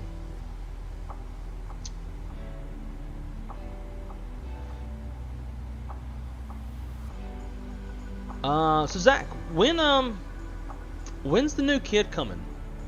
I know it's supposed to be real soon, right? Your wife was supposed to be getting induced pretty quick. Kind of similar. See, I'm glad I'm not the only one who thinks there's way too much stuff to do in the Boeing. I guess I'm lazy. I love my bus. And a lot of it, too, I think just kind of comes down to what you start with, what you know. Everybody's comfortable with what they know, regardless of what it is in life. At one point, the 7.3 was what the Airbus is to you. And it wasn't until I started dispatching at an Airbus carrier and talked to some pilots to kind of explain the logic to me to where I finally understood it more. And now the Airbus is by far my favorite airplane. I mean, like the 737 is it's a peasant bitch ass airplane, with all the shit you got to do. Now, let me preference this with saying, if I was to purchase a like full cockpit setup for my house, right? Honestly, I'd probably go with the 737, because if I'm spending that kind of money to want to like feel and touch the switches and the buttons and all that stuff, I would want to like get more use out of it. Therefore, I'd probably go with the 7.3. But from a just airplane loving, hang on. Sorry. From an airplane loving standpoint, it's the Airbus. But if I'm spending money on hardware, I want something I'm actually going to like touch and feel and use more. So I'd probably buy a full setup 7.3 before I would an Airbus, just because you're going to get more interaction with that hardware in the 7.3. Now, in a real airplane, where workload matters, task saturation matters, hands down the fucking Airbus. I'm not trying to get behind the curveball because of too busy flipping fucking switches and stuff. Give me the bus. Like the 7.3 doesn't even have a damn FADEC. FADEC will monitor your engine start, or do auto engine shutdown if there's any issues with the engine start, like all that kind of stuff, right? Like there's so much automation. Hell, even fucking Diamonds, twin engine props, not even turboprops, have a FADEC. 737 don't. So I don't know. It's just safety comes down to workload and task saturation, and Airbus is way ahead of Boeing on that when it comes to the 737. Now, obviously, the 777, the 78, which is quite a bit newer and utilizes some of that technology, have FADEX, have the automation like auto engine starts and stuff like that, where basically all you need to do is flip a switch, kind of like an Airbus. You know, it's different. But 7.3, just a big old. Anyways, off my rant now. Jet Kid, what is up, dude? What's up, homie? Got a link schedules, man. Yeah, no joke, dude. It's been a minute since we've flown together. Been a minute. Aviation Geek, I think Wrong Side and Kjac should do shared cockpit in a oh god, that would be. I mean, I can fly helicopters. I'm pretty decent with them. I know Jet Kid can too. We flew the Apache together for a very short time in VR, and that was fun. VR Sim Pilot, yo, what up, dude? Right side and PAX view. Yeah, that was the plan. That's what we were doing. But shared or your controls, which activates the shared cockpit functionality, it kept disconnecting. And on the third time it disconnected, I was rotating off the runway. You know, I thought that Kjac was connected, and I'm rotating off the runway, climbing out. I look at his stream, and he's still sitting short of the runway. I was like, oh shit. Pulled up the window. Sure enough, we disconnected. So we're gonna try it again at some point. But unfortunately, with shared, or I always call it shared, but your controls, it just won't stay fucking connected. So we just kind of pissed off with it. Kjac's cockpit wasn't even fully set up because of the previous times that it was disconnecting. So he opted to just close out his stream, and I just continued with the flight. So here we are. Kind of sucks though. Drew Stone and the rest of your Canadian friends are mad that you're drinking fun or making fun of their dude. I made fun of their accents, their face all the time. Like the girl I was dating, but you know they always say a and hey, like oh I know hey. So like we'd be having a conversation and she would say hey to me, and she'd be like, oh it just pissed me off hey, and I'd be like yeah hey. She's like oh shut the fuck up hey, I don't say hey that much hey. I'm like, hey, you do, hey. Oh boy, I'd piss them off. It was fun. They're Canadian folks are really good people. They as they would routinely explain to me, they have nothing else better to do, especially in the wintertime, than drink and have sex, and that's basically all that happened in the 2-year relationship with the girl I was dating. It was a lot of fun. I was 21 and she was 35, and looked every bit of 28. It was a great time, great relationship, great fun, but, you know, she'd been married before, she had 3 kids, she was done with that. I had yet to embark on that adventure, and still, like, over 10 years later, have yet to embark on that adventure. So we decided, you know, let's go our separate ways. You know, she was, I think she was, like, pushing 39, 40, yeah, she's pushing 39 when we broke up, or 38. But anyways, she was like, you know, ready to like kind of calm it down a little bit, and I was like, dude, I'm having fun. I'm like, why stop? I'll date your ass the rest of my life. I don't even need to marry you. But it was fun, but it definitely wasn't sustainable. I was having to fly 4 legs there, 4 legs back, every other week for 2 years. Damn, it was fun. Seatbelt sign on.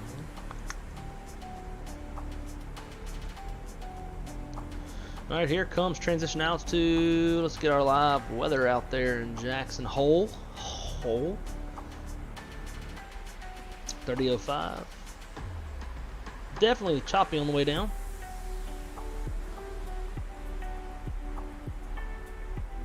Give me damn 5. There we go. Let's see. Same Gold's Gym, 24 hours.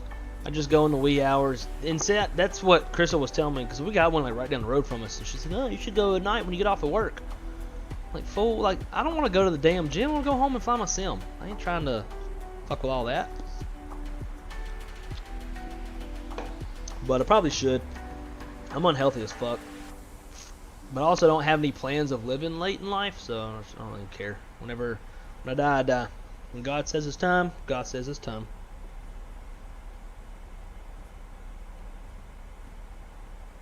Oh my god, I was wondering if you had sent Caleb the documents to review. What were documents?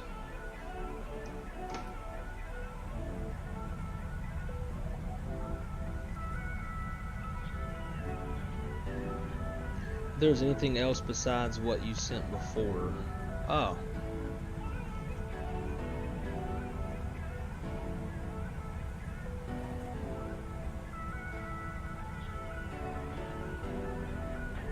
I'll get back to that in a minute. Too busy flying a plane, Jennifer. That's work stuff.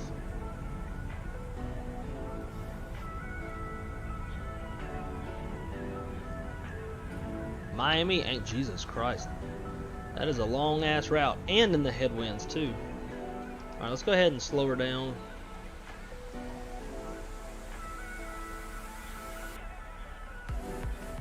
And pause the tunes. Being that we're high altitude, touchdown zone elevation is 6,500 feet, right? So that's 6,500 feet of less altitude to be able to slow the airplane down. So we want to get ahead of the game, get this thing slowed down.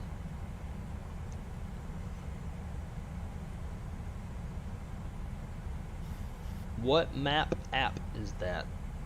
Oh, that was that's Google Earth.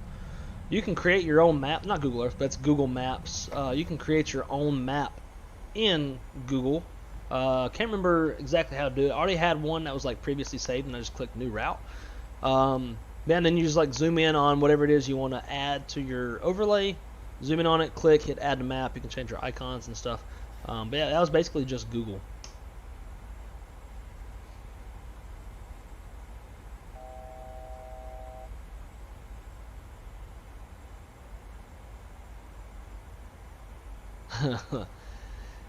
Love my brothers just to the north. Yep, there. I'm telling you, Canadians are a lot of fun.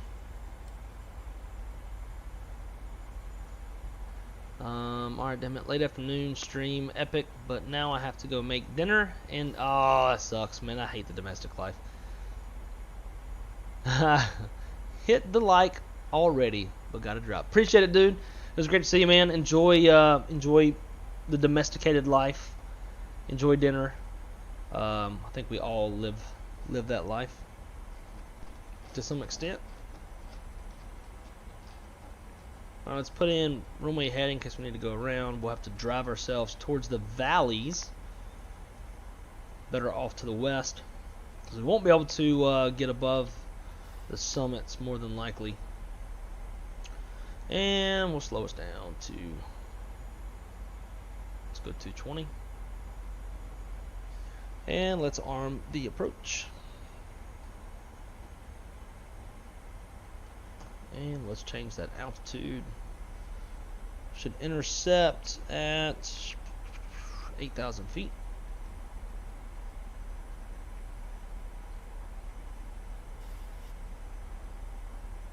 Brandon, let's see, could it be because of the recent Pmdg update? Very possible. Good point. Maybe. I feel like a lot of that was on the back end, but who knows? Who knows? Kjac, maybe it's because of the Pmdg shit. Although it seemed like it was working fine while we were connected. It kept dropping connection. And usually that's just a your controls thing. It's not necessarily like an airplane thing, but I wouldn't be surprised.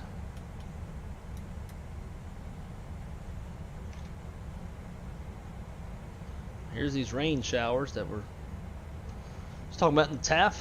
TAF was calling for vicinity thunderstorms. Still is. Thunderstorms, occasional lightning northeast, which is we're to the east.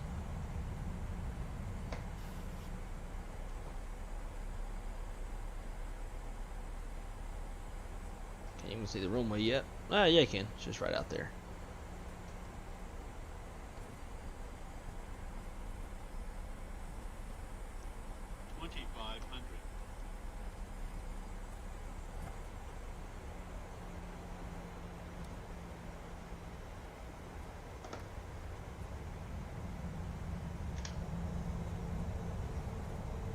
Man, I want to see this view in real life.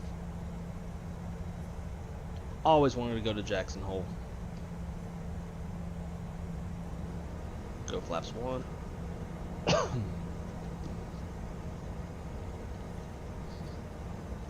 Now again, we're going to bring the airplane back to Denver. So that should be a fun takeoff because we're going to have to take off towards the mountains. The winds are too strong for a tailwind takeoff. Alright. Localizer glide slope's captured. I just need to slow the airplane down. Let's go gear down. Arm spoilers.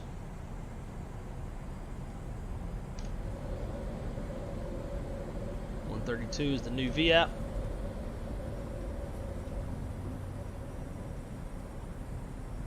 Winds are currently 310, so we'll go 142.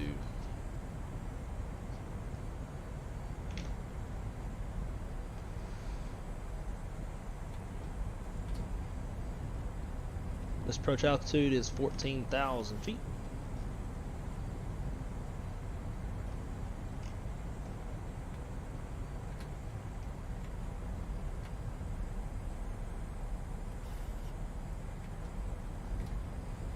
And flaps 30.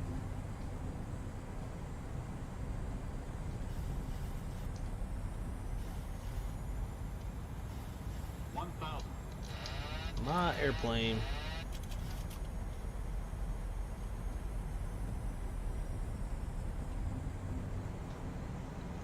Winds are swirling down here in the valley. That's a normal thing when you're close to mountains. The winds typically get pretty swirly off the mountain faces.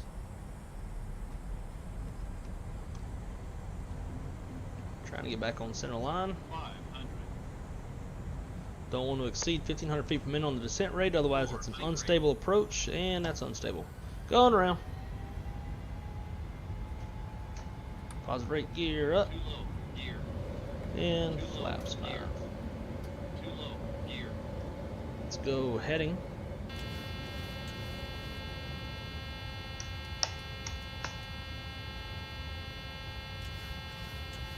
On heading. There we go. Heading select. Horn will shut up in a second.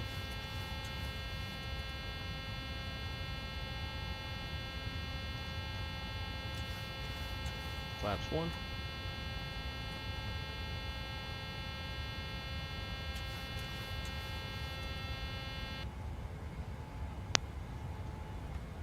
And flaps up.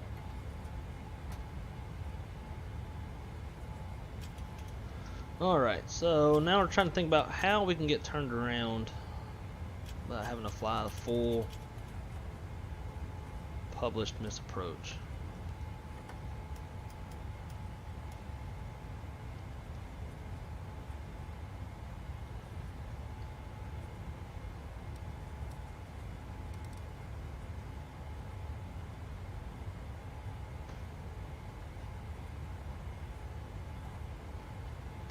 Let's go.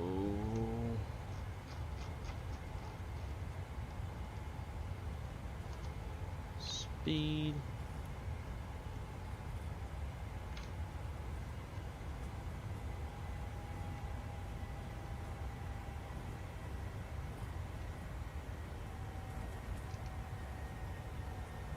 Looks pretty good out that way. Let's go turn south.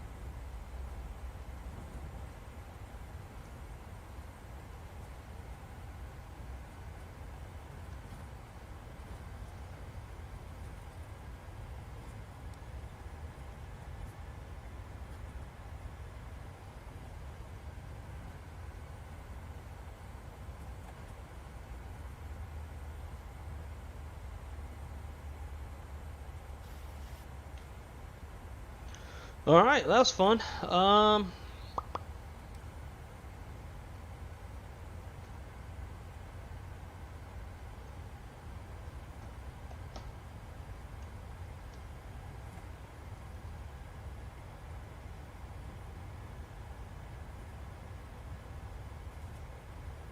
make sure we're above all of these.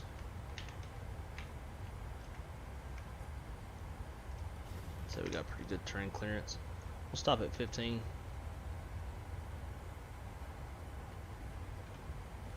the box set back up. Arrival, ILS, Zulu, ZBIV, route, next. So we'll execute that.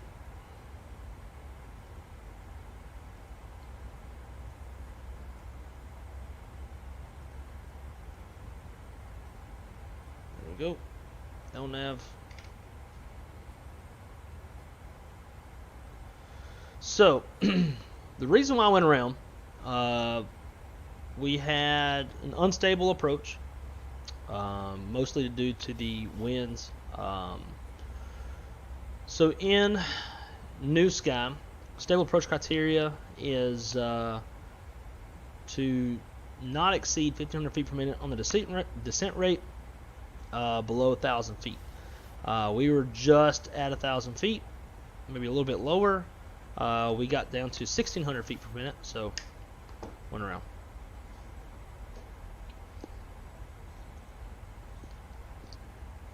This is definitely not the most friendly airport to go around at. So now we're just going to fly a circuit. I'm going to head over back to the Dunmore VOR and start things over again.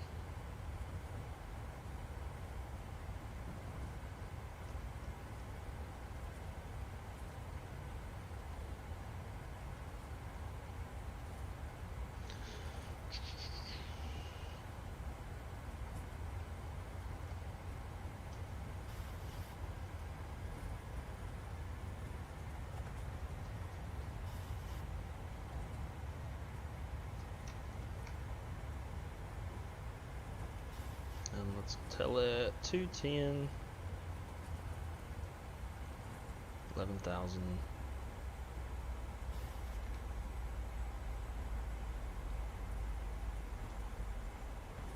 Go back into VNav.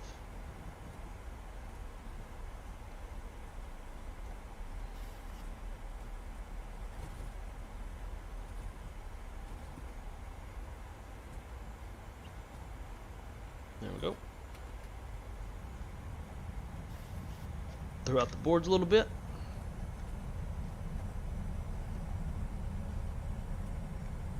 So Zach, we did not land. We had to go around. We were unstable on the approach.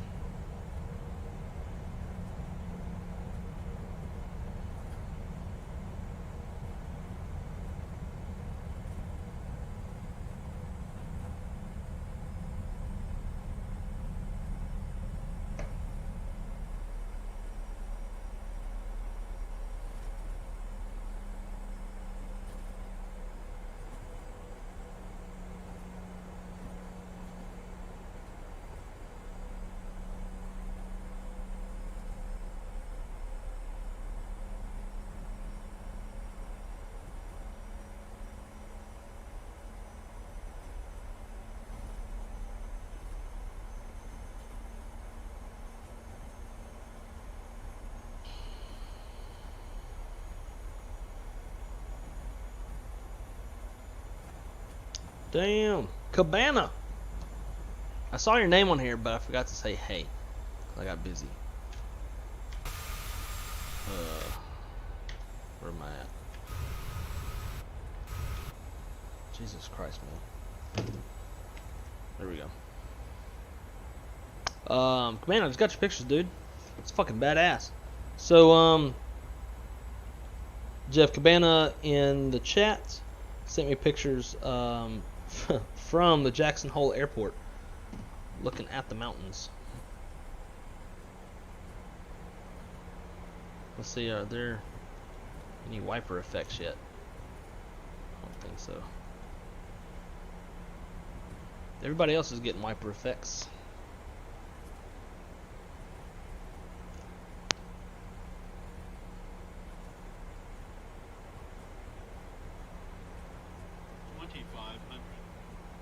We're not at 2,500. We're just crossing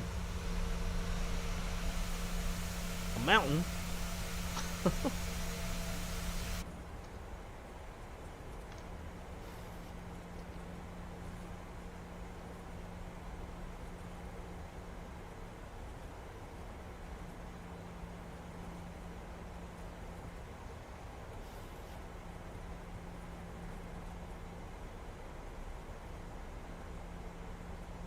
Brandon M. Let's see, 737 go-around flaps is 15 for 2 engines and 5 for single engine if I remember. Okay, good to know.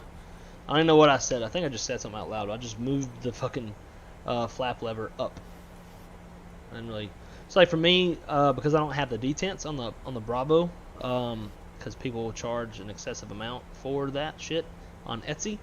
I usually have to like lean over and look and see and like line up the flap lever with the degrees that I want, and like hand flying a go around like that. I just didn't have, wasn't able to do that. So it was like flaps 5 or whatever the fuck it was. I said whatever it was. I'm sure it was wrong. Pilot Porter, what's up, dude? Great to see you, man. How you be? Let's see. Flight Sim Fanatic. Hey, wrong side. Got the info for your channel from watching V1 stream. It's a pleasure meeting you. Well, it's a pleasure meeting you as well. Thanks for coming to hang out. Sorry, I'm just now getting to your message. I've been pretty sporadic in the chat today. Joined as soon as I saw the channel and love the format and the accent. I too am from the South. May I ask where you're from? So Drew is correct. I am originally from Louisiana, currently living in Orlando, Florida, working for a major Part 121 airline as a manager of flight dispatch, as I'm sure you're aware if you've been watching V1. But yeah, originally from Louisiana. How about yourself? Where are you from? Also, I'm a big LSU fan, if you can't tell from the helmet. Alright, let's see if we can't stick this one. We're pretty good on the gas. We're at 8.7. We did carry some extra fuel to go to Idaho Falls in case thunderstorms were an issue. So between the mountainous terrain and then also the precip and the weather that's in the area, I'm sure there's plenty of downdrafts and winds swirling around. So it's gonna screw with us. We'll try to get slowed down quite a bit sooner this time. So with that said, let's go ahead and slow it down to 170.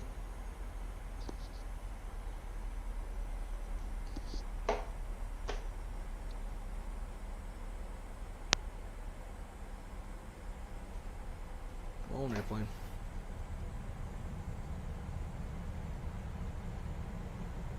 Definitely got to stay ahead of the plane at this altitude. Oh, hell. Hit the trim wheel. And now I'm screwing myself. Altitude.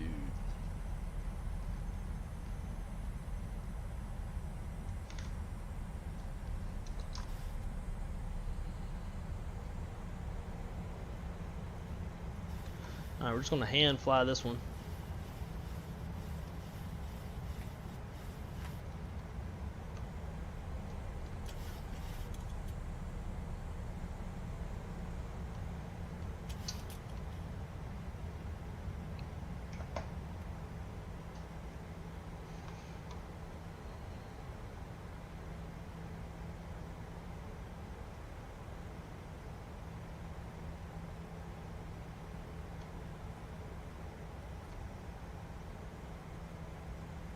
Yeah, those winds ain't playing.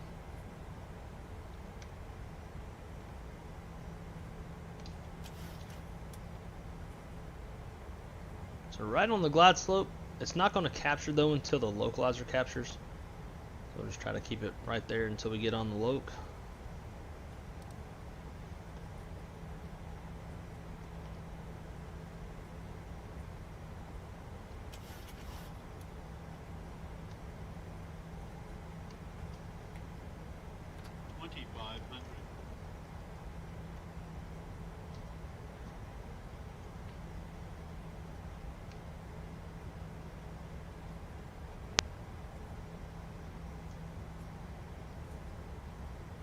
really sure. There we go. The auto thrust wasn't kicking in either. We're way too slow.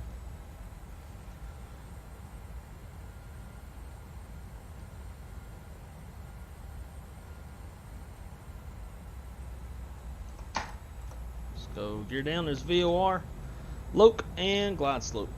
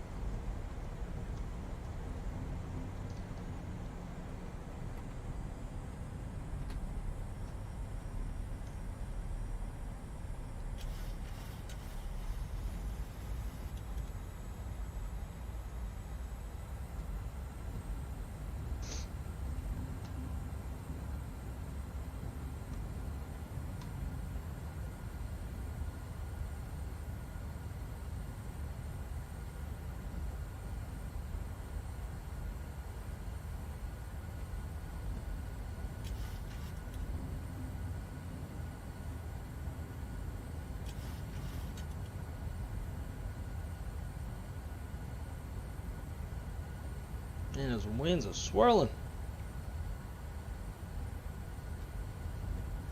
And right now we've got too strong of a tailwind to land. So once we get down to minimums, if it's still not below a 10 knot tailwind, we'll have to go around and come to the other side. It wasn't like that the first time. Those updrafts are kicking ass.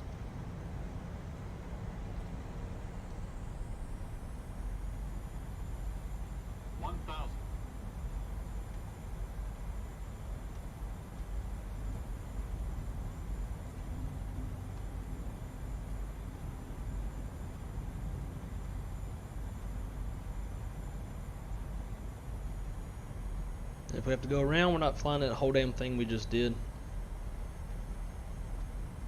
Alright, it's a crosswind now, so we should be fine to land. 10 knot tailwind takeoff limitation, and correction, 10 knot landing tailwind limitation, and then 15 on the takeoff.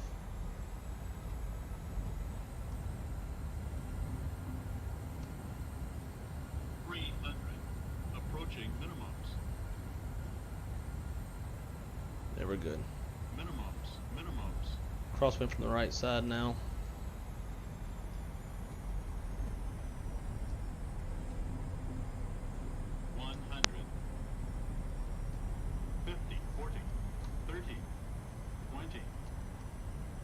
Kick the rudder.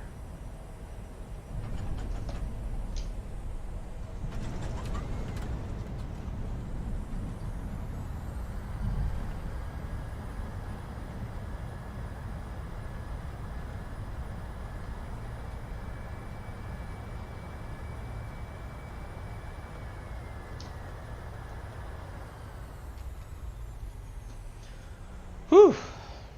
That was work.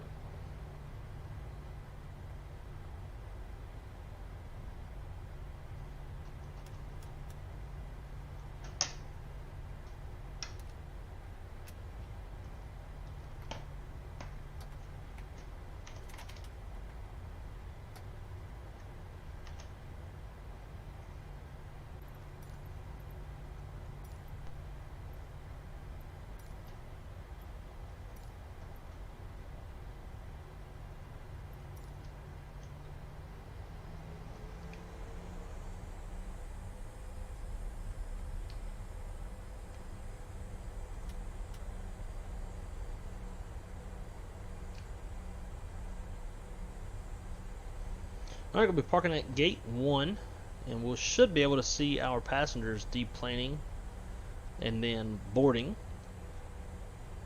I have got to break the seal really, really bad. That was a handful. It sure was. A handful of yoke.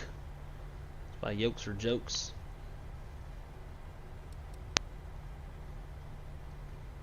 Alright, Directors are off.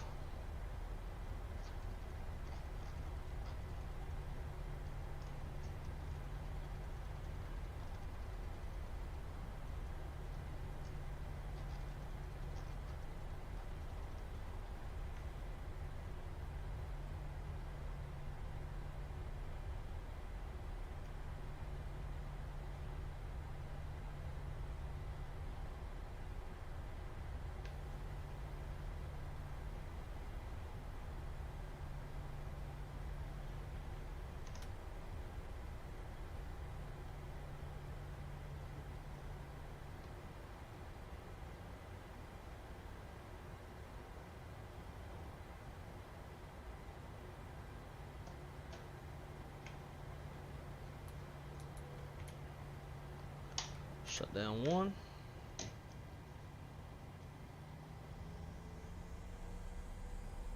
Watching the marshaller behind the front one.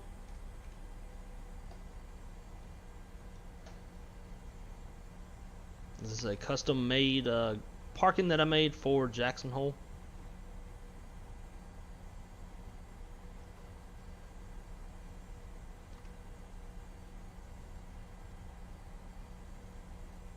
I've never seen anybody say come straight ahead like that. That's really weird. Usually it's this.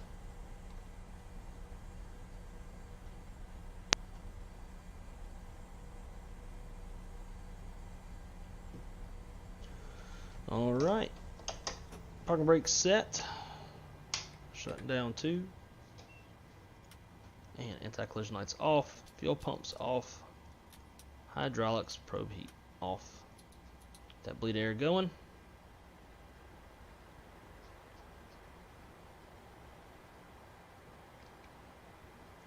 Alright, we'll deplane.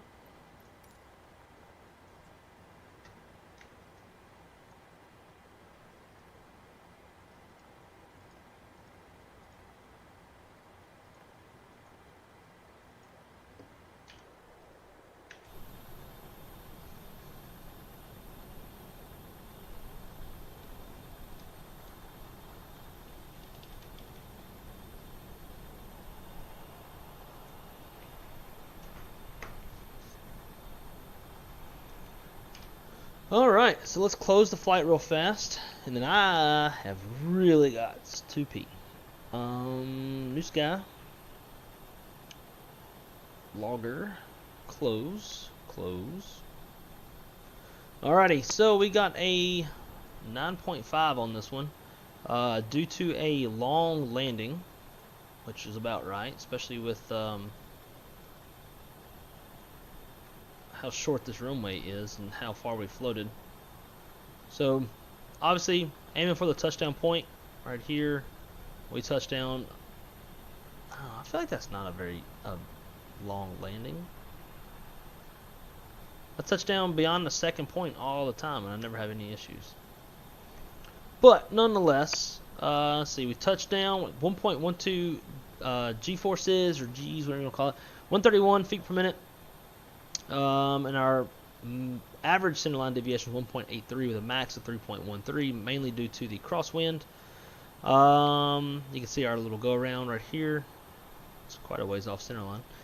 But yeah, so we got a 9.5 and we made our airline $12,000, almost $700. Nice. So I'm going to go ahead and book the next flight.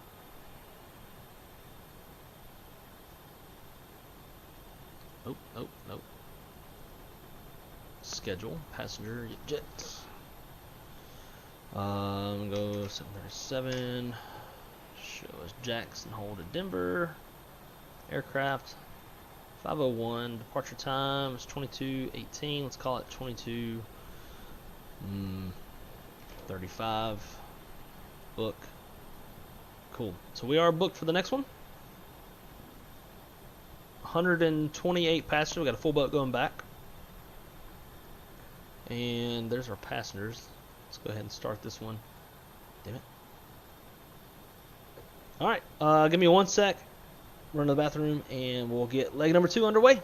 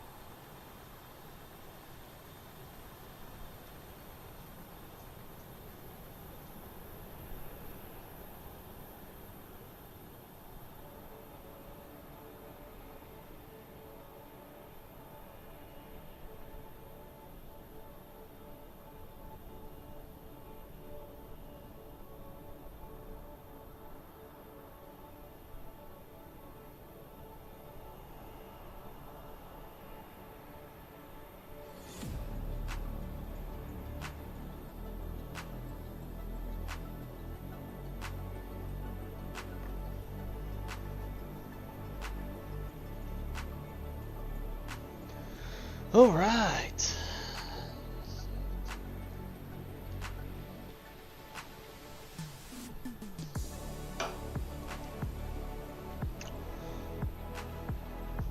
Let's get a sim brief going.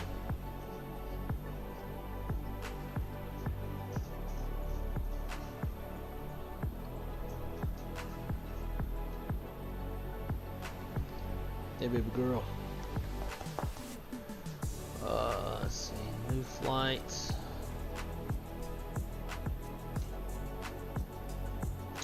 We're Yipjet 2601.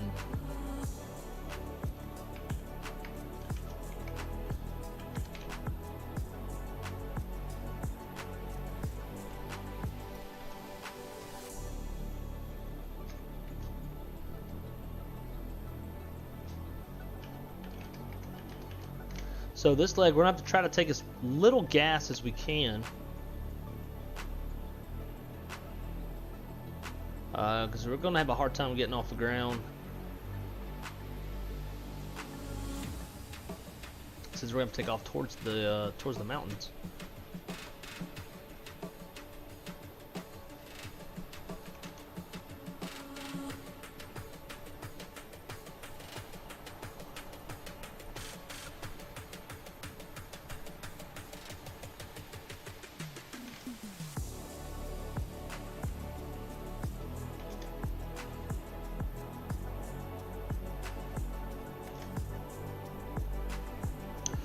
All right, so let's take a look at the TAF for Denver. It's currently 22-23 Zulu. So an hour from now, Denver's looking at winds 108 knots, 5 statute miles, smoke, which is FU, Foxtrot uniform. Few at 10,000, scatter 22,000. So we do not need to carry an alternate, and we're not going to because we need to spare the weight. So, weather-wise, do have some showers, but it looks like non-convective for the most part. Should be low tops, so we won't worry about taking a whole lot of extra gas. We got 15 minutes of contingency fuel, 10 minutes of basic extra. That should be good enough for us.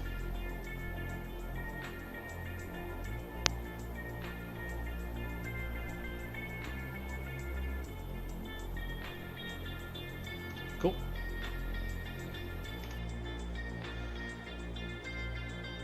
Let's go ahead and get our gas on board.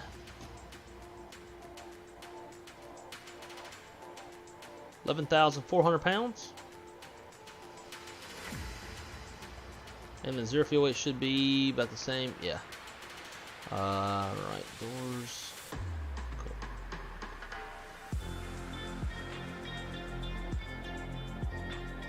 At this point, just kind of waiting on the passenger to start boarding, and we'll be prepping to get this thing out of here.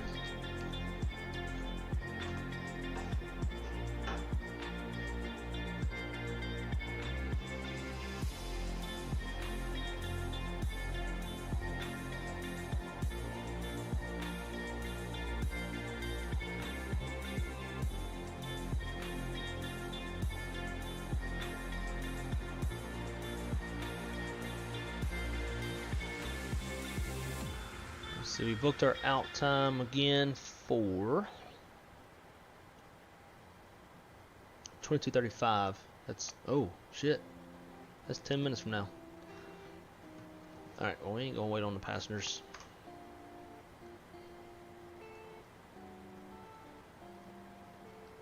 Like not the you know, GSX ones. Okay, so quick turn, nits. Nope, where are we at? We want position Kjac. Next, Jack. Going to Denver. We are Yipjet 2601. Departing runway 19. Give us a star.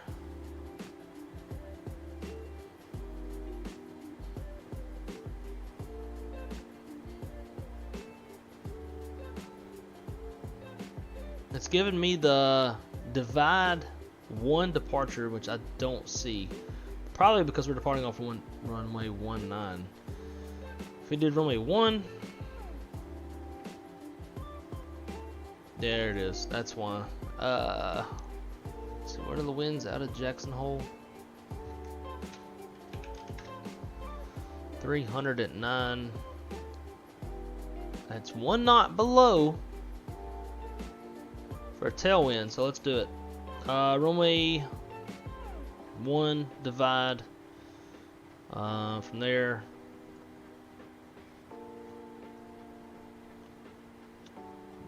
jetty.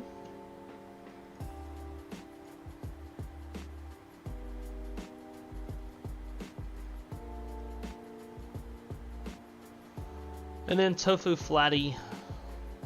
What runway did it give us? Yeah, we went with that. Let's see. Let's go ILS 34 right. Flatty. Tofu.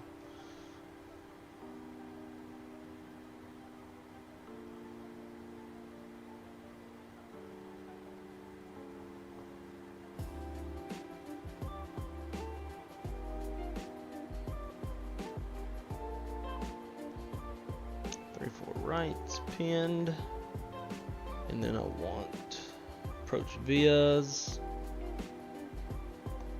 teller, legs, join these up. Cool. Activate, execute, climb 350. Init 0 fuel weight. It's 116.2 with reserves of 3.2. Cost index 21. Top of climb 233 to 18. And the temperature is minus 53. So we're going to do a max power takeoff out of here. Climb 1, takeoff flaps 15. 25 on the V2.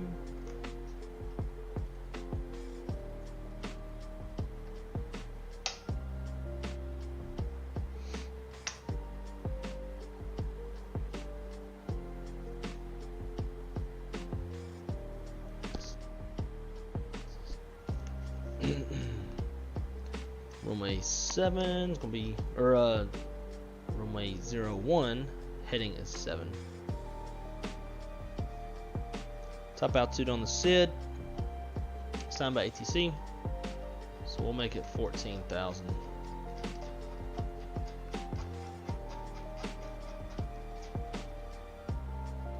There it is. Cool.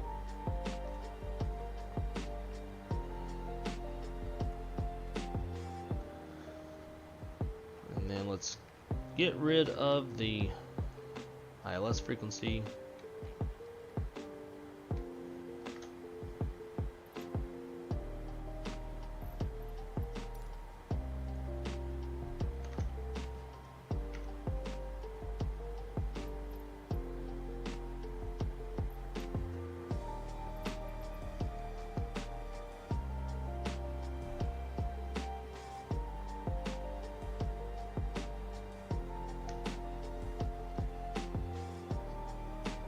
.35 set, and then touchdown zone elevation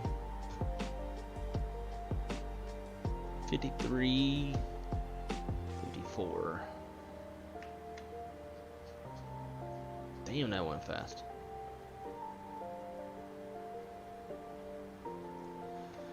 Aight.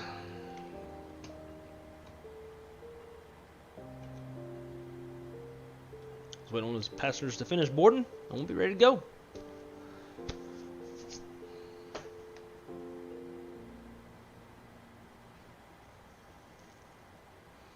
Let's see, almost 30 on chat. Be sure to hit that. Yeah, guys, hit that like button. That'd be great. I don't even have the like stuff. I can see it. I'm showing 24 likes. Who knows what it actually shows though? There's always like a discrepancy between the two.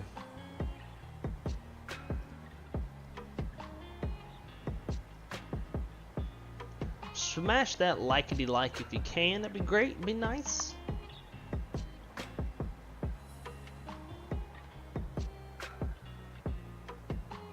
Don't know why those guys are walking around. Well, pretend like we didn't see that.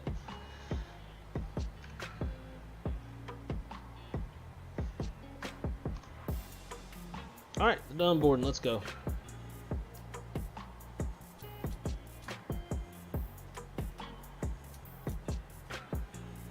Shut all the doors.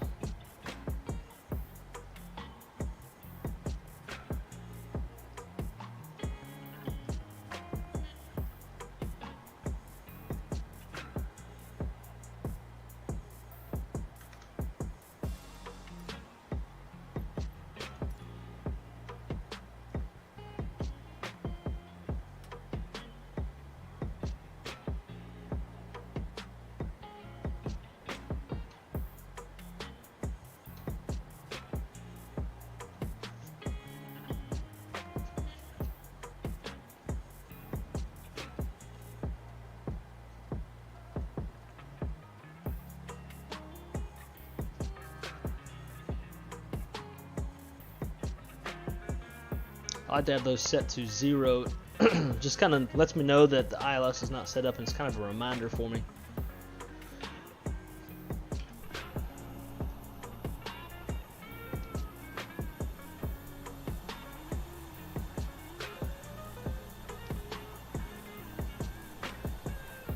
Damn, they need to mow out here. Oh, it's that. That's what it is. Let's say.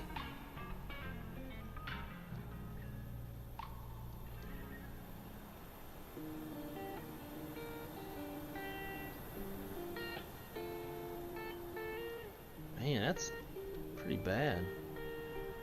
And the texture stuff missing.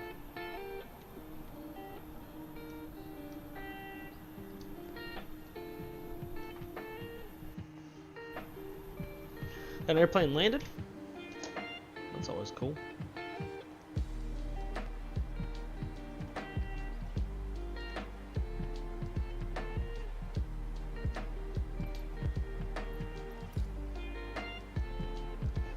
Alright, brace release. Clear push. I thought.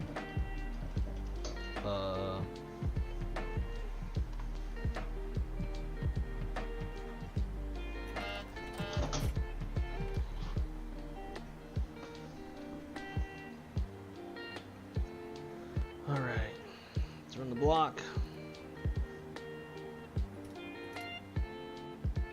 We'll go with the left channel this time.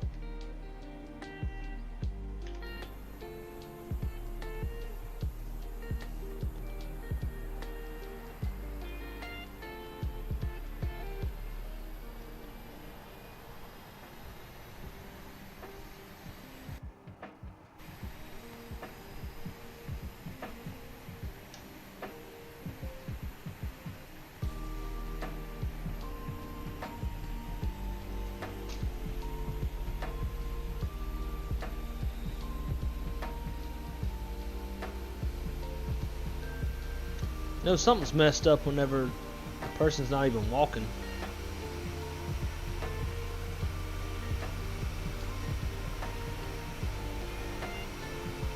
Zedo, what's up, dude?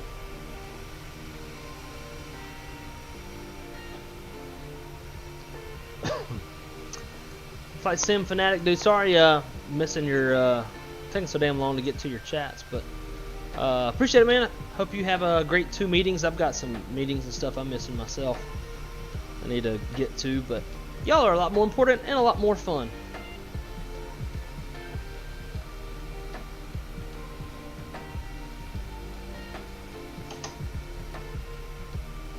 Whoa, what the hell happened with that airplane?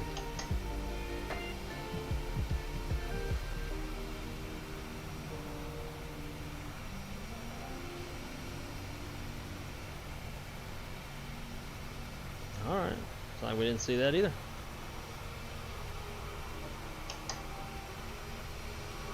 Ooh, why is it not taking my damn...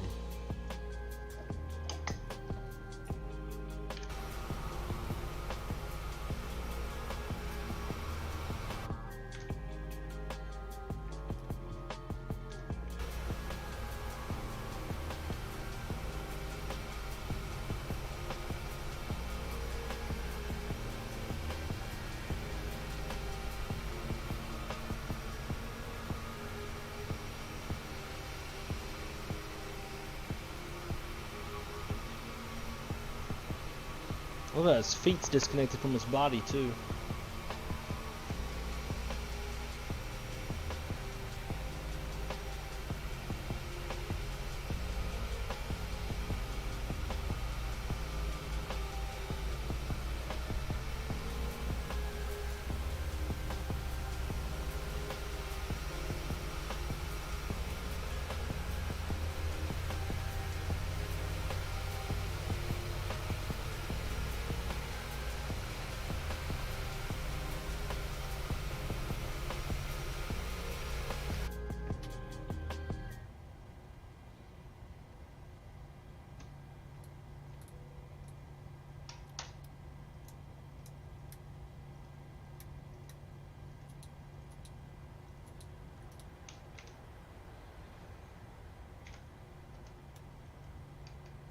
Flaps 15.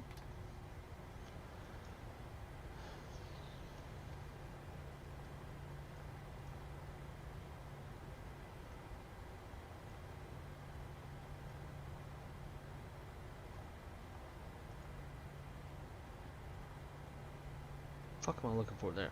4.8. Damn, I had a brain fart for a second.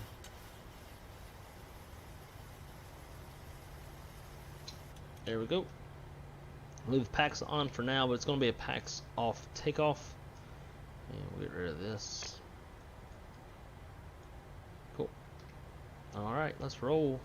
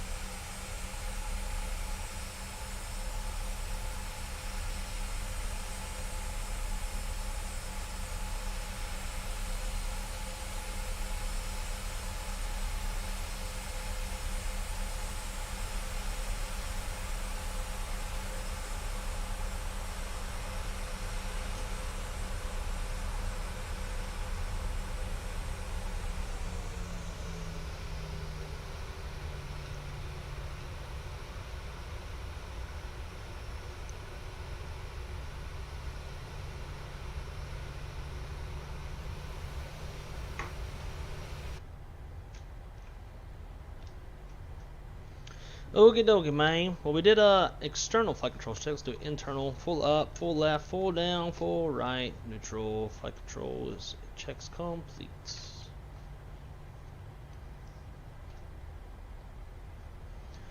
Alrighty, so pre-takeoff. Let's go PAX off.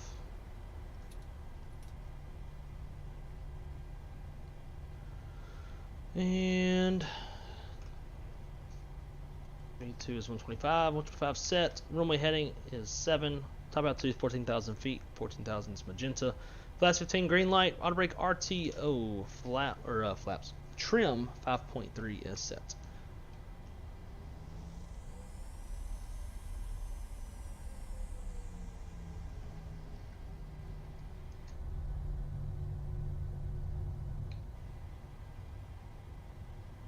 And now let's hope that we can get off the damn ground.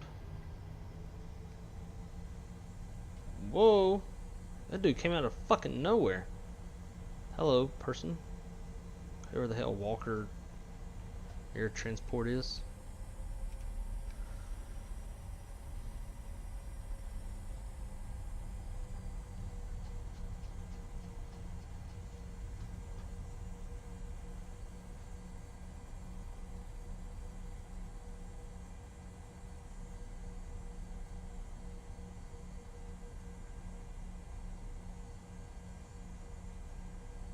Little off center because I'm over here like looking at fucking songs.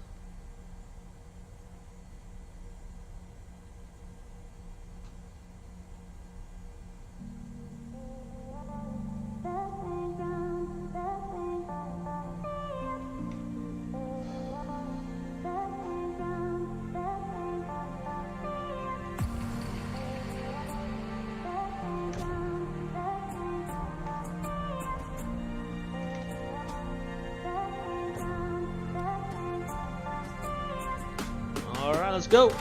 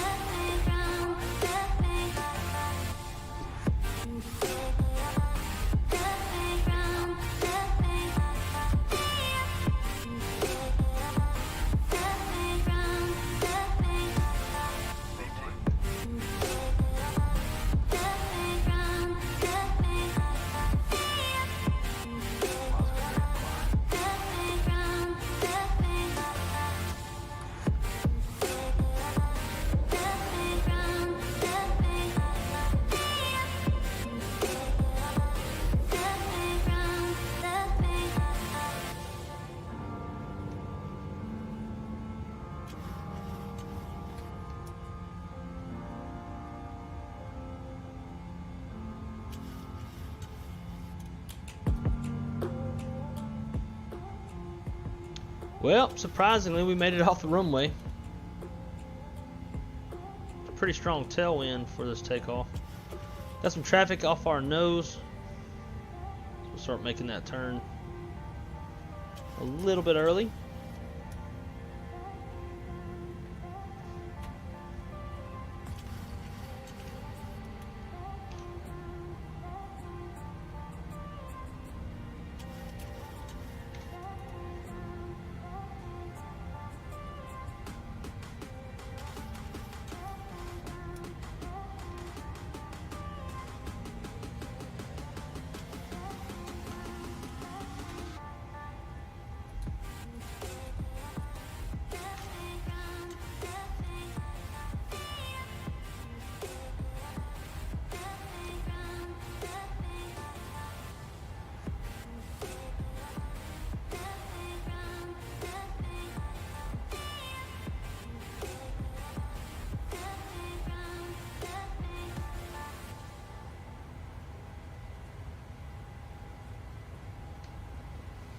Trying to expedite that climb a little bit, get above all this terrain, so we can start taking some minor shortcuts. But keeping that speed at our current speed will basically tell the airplane, like, alright, we're at the speed we want, so let's use the rest of that energy to climb. Whereas if we would have left it at 280 whatever knots, then it would have shallowed off the climb to accelerate.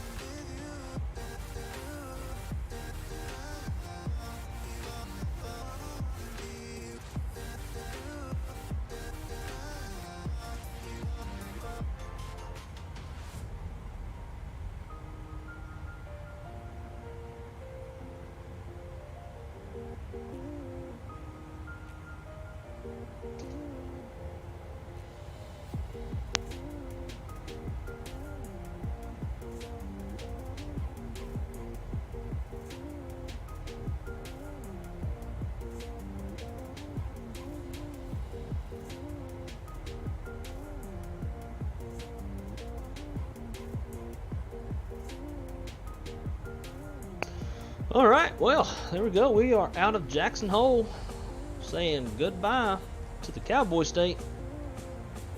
Making our way down to Denver.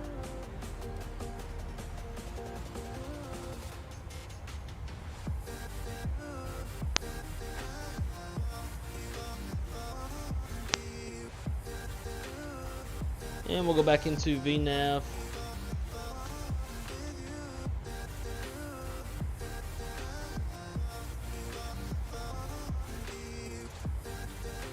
Now the airplane's going to shallow off so it can accelerate that altitude.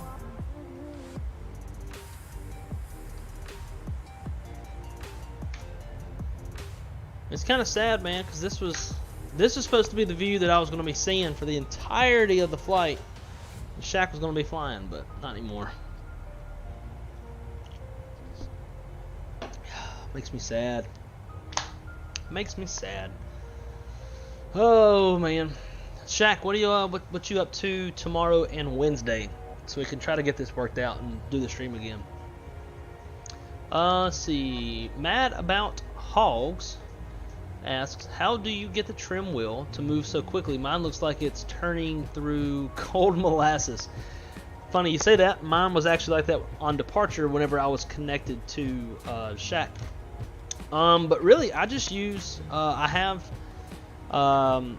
pitch trim bound to my Thrustmaster yoke. And so whenever I use the trim up, trim down switch on the yoke, it moves it fast. It's essentially using these switches on the yoke. It's bound to my real life yoke. Now, if I were to do it with my mouse, it is slow. And I have had a few times where it was slow, even though I was using the switch on the yoke. But that was typically like whenever the hydraulics were off, or something like that. Something was impeding the trim from moving fast.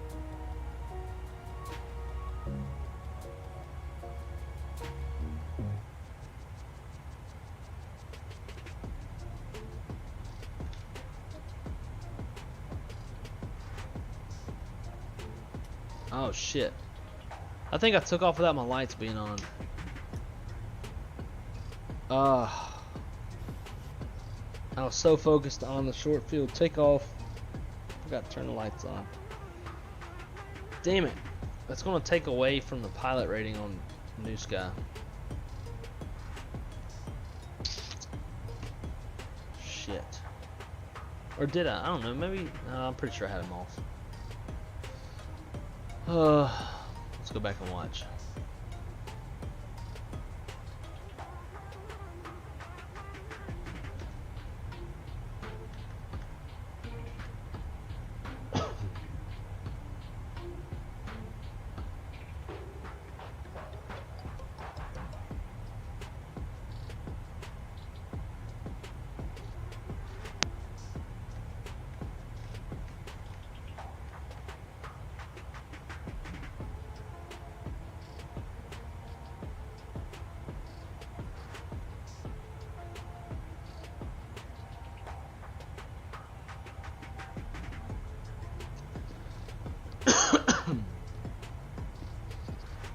I don't think I'll look back up.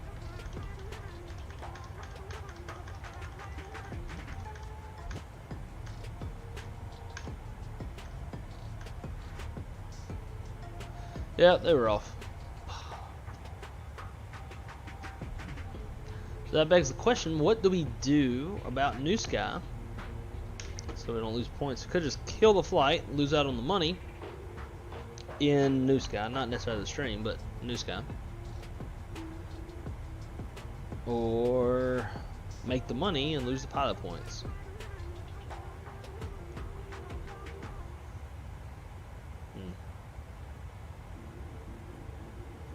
I'm gonna kill it. If I need to fly it again later, I can.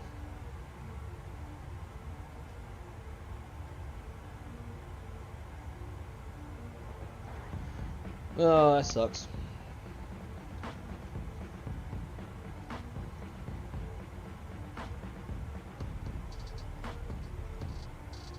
$11, $10, $33.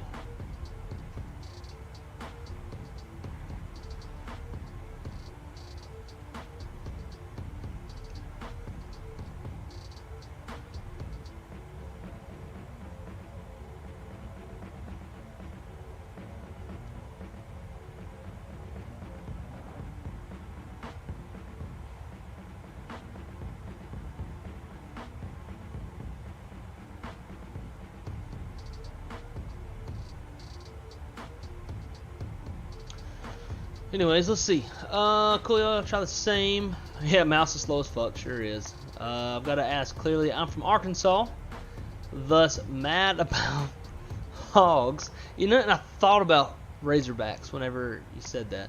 I assume you're from the South. So I am. I am originally from Louisiana. Hence the LSU helmet in the background. I don't know if you can see it. Yep. But yeah, I'm originally from Louisiana. I live in Orlando now, and I work for a Part 121 major carrier as a manager of flight dispatch for my airline. Hence why I'm living in Orlando. Otherwise, I would honestly probably be living in Foley, Alabama. If I had my choice of where I wanted to live, it would be Foley, Alabama.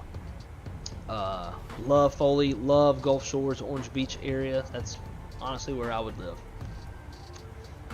If that question is out of bounds, no, not at all, dude. Not at all. I am a pretty wide open book. Especially like if you hit me up in the Discord. Discord is in the description below.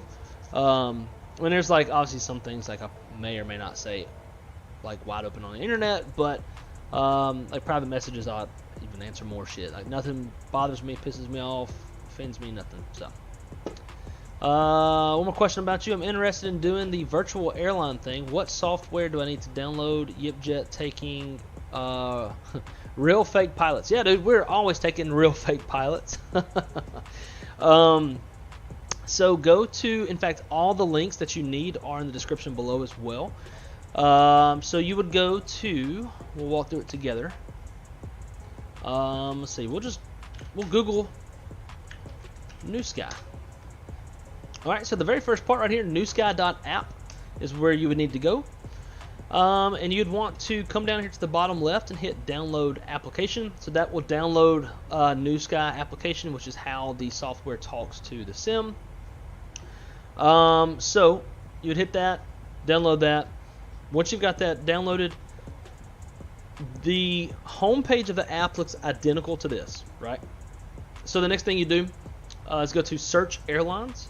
And if you are interested in flying with us at Yipjet Airways, which it looks like we've already made it to the top 10. 1, 2, 3, 4, 5, 6, 7, 8, 9. So we are 9th on the home page. So you don't even have to really search for us. If you needed to search, you'd come to the search bar, type in YPE. That is our 3-letter identifier, or you can type in Yipjet.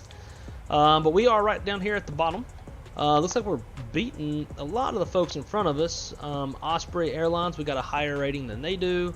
New Sky Academy doesn't count, so we're actually 8th, not 9th. We have a higher rating than Top Sky, higher rating than Crocs, higher rating than PAF's Air.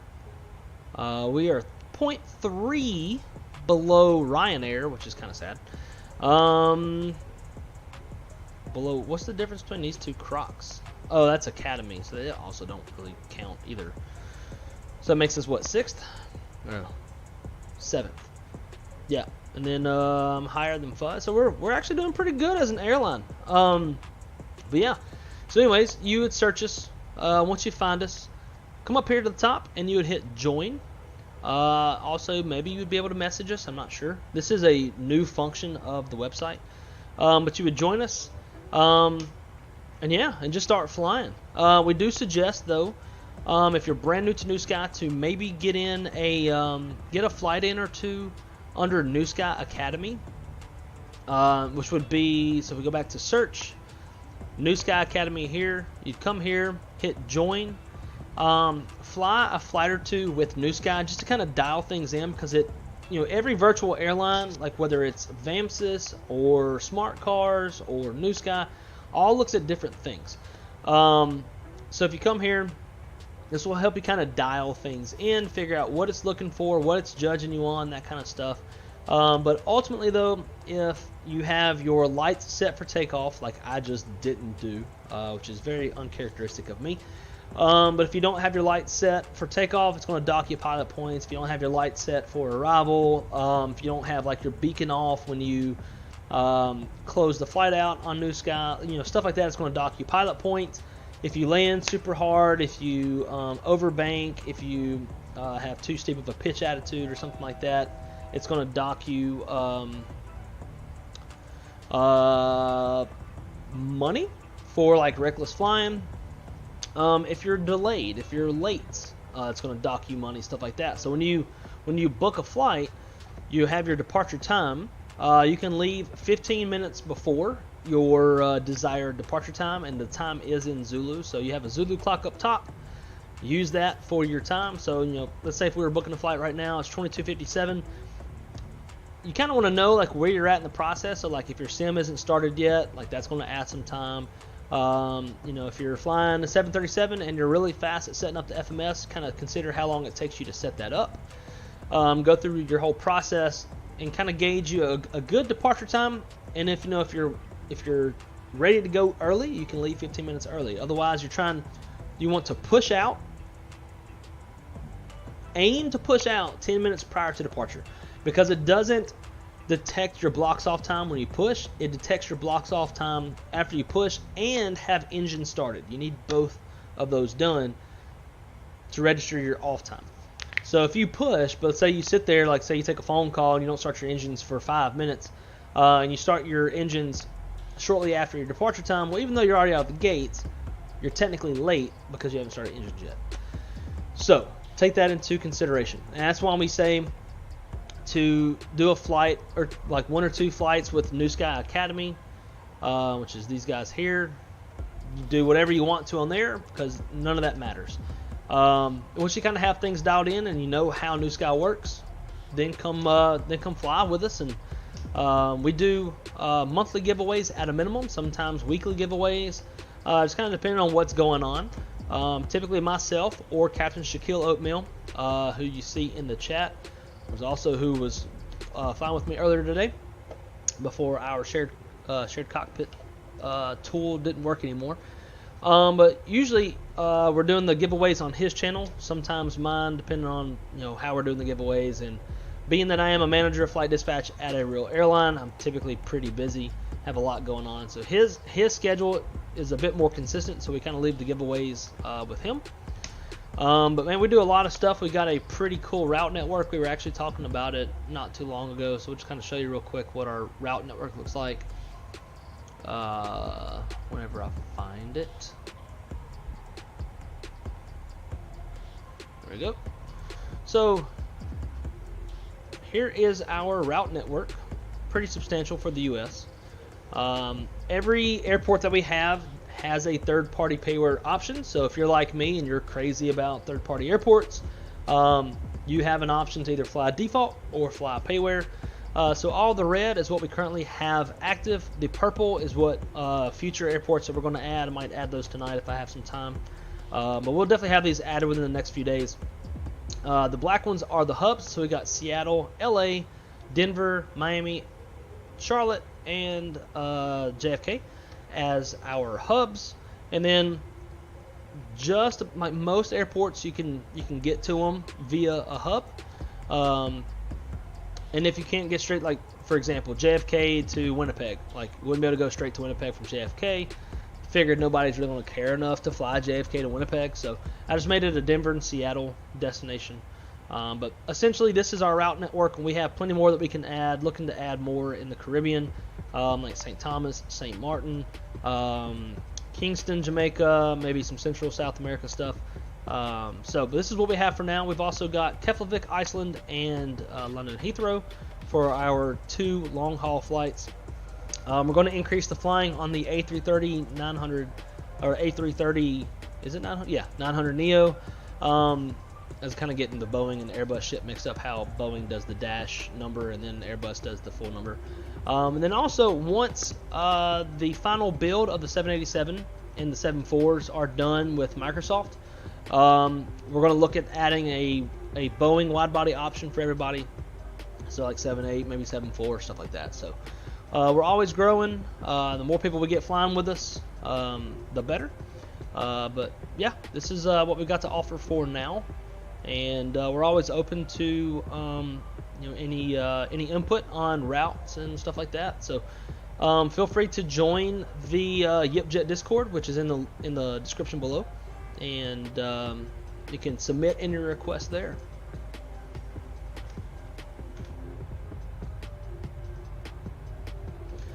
Alright, let's see, back up to the chat.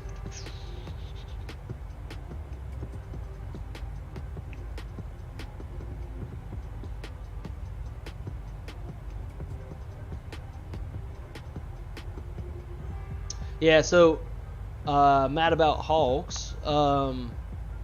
what Kjac said. So if you have your hydraulic pumps on, the trim will move faster. Let's see. And I got a flight lesson tomorrow afternoon. Other than that, not much. Okay. Just hit me up, dude, whenever you're free. Maybe we'll try to experiment around some more with your controls and see if we can't figure out something a little bit better than what was happening today. Fibs Sim Gaming. Who dat? I'm from there too. Nice. Who dat say gonna beat them Saints? Who dat? Who dat? Go Tigers. Yes, sir. Well, welcome. Great to have y'all with us. Thanks for coming to hang out. Hope you enjoy the content. Today was supposed to be vastly different than what we're seeing right now. And again, the software that allows myself and Kjac to connect and fly together kept disconnecting. So we ultimately had to give up on it and just kind of go back to a typical stream. So we're flying back to Denver now here in the 737-700 with Yipjet Airways. Another stream that we have coming up, and I've talked about this some in the past with the guys who were already watching, but since y'all are newer here, figure let y'all know too. But in the next day or two, I'm going to do another stream in the Phoenix A320. I work for an Airbus carrier, so Airbus is kind of my more of my specialty. So we're going to do a first ever on my channel, and we're going to fly the Airbus with a lot of MELs that vastly degrades the capabilities of the airplane and the logic of the airplane, so that should be a lot of fun. So make sure to subscribe if you haven't already.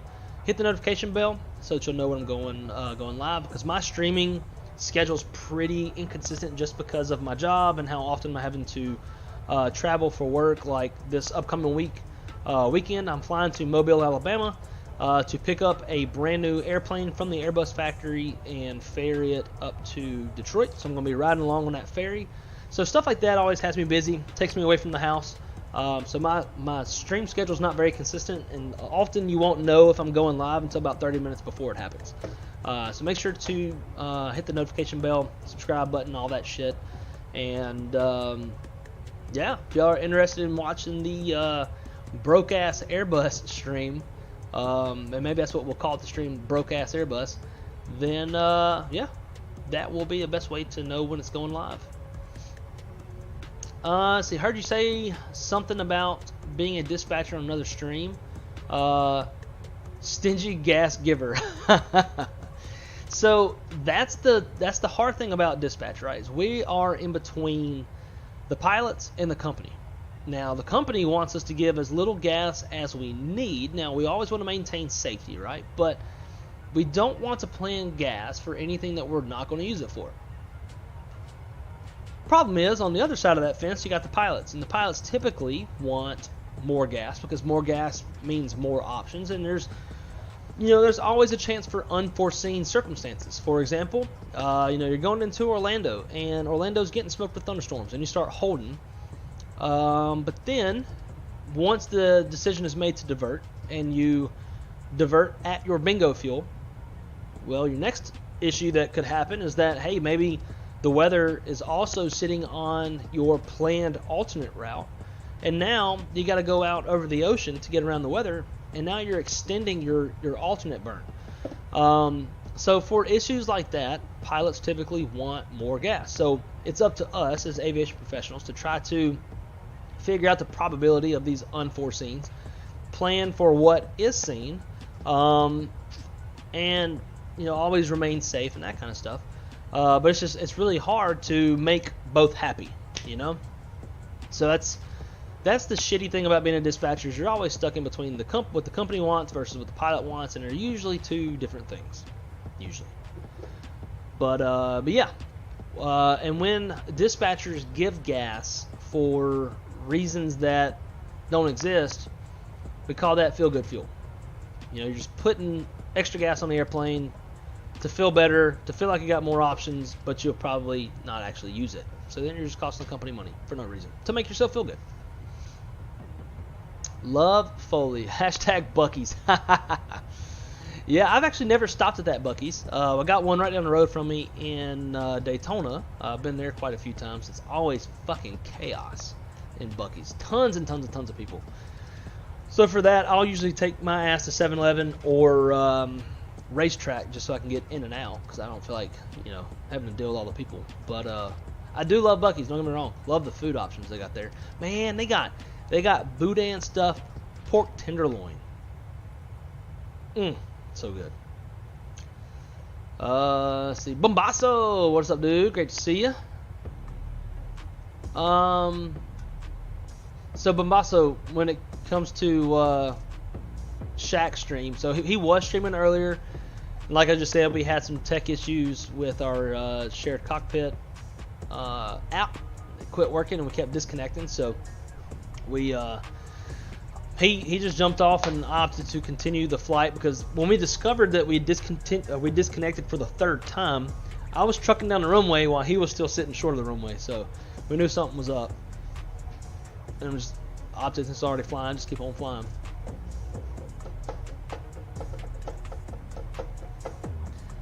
And absolutely what Callie Simmer said, Yipjet is a fun community. Lots and lots of fun. Callie and I are going to be getting together here pretty soon to do some Boeing flight training. She's very familiar with the Airbus, but not as much with the 7.3, so I'm going to teach her some 7.3. Now, I'm not a 7.3 like expert, but I know enough to get her started. Kjac's a bit more of the Boeing guy between the two of us.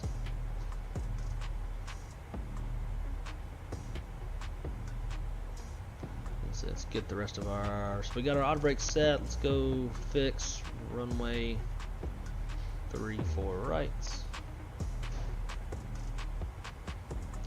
Girlfriend might be home. Let's go 6 mile range ring.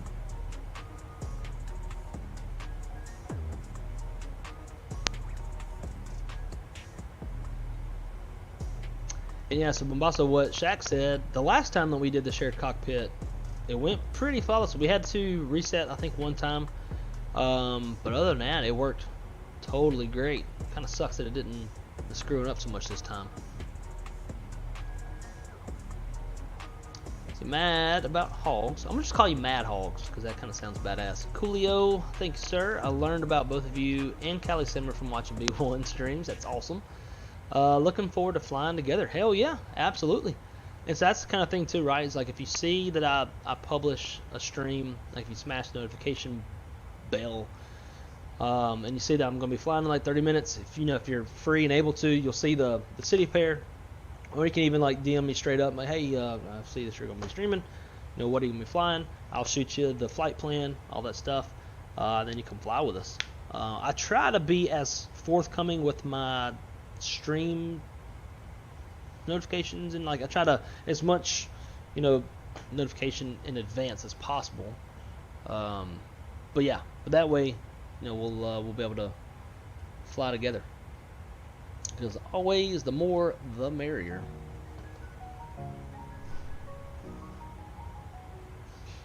Have you picked up the new TKPK scenery from AnyBuild's website? I have not. I fly primarily in the United States.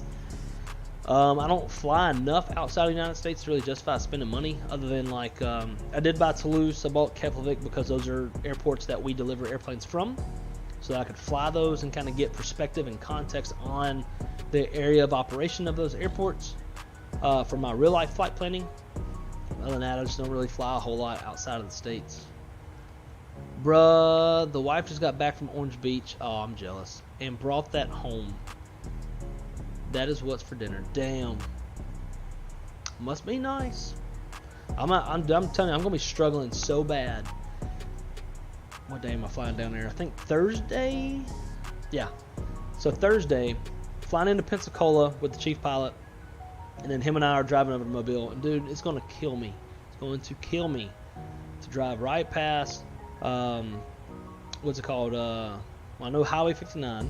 It's what takes you down from I-10 down to Gulf Shores. And then there's also like the Beach Expressway or whatever it's called. But like to pass those, to pass the Buc-ee's, to drive over the Mobile Bay, past USS Alabama, through the tunnel, like all that shit's gonna kill me because I'm just gonna want to turn south and go straight to Orange Beach. Well, give me 1 second, guys. I'm gonna go say hello to the girlfriend real quick, and then I'll be right back.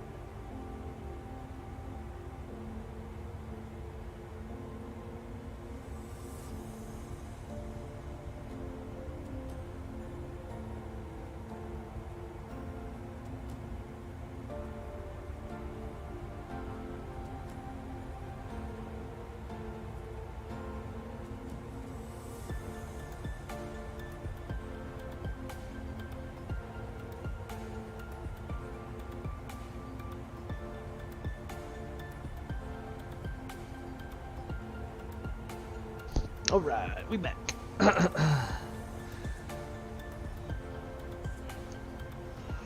Alright, let's see. I checked it out last night. Might fly into there later. So, where is TKPK? Who is that? What airport is that? I'm very unfamiliar with it. Just failed enough flying.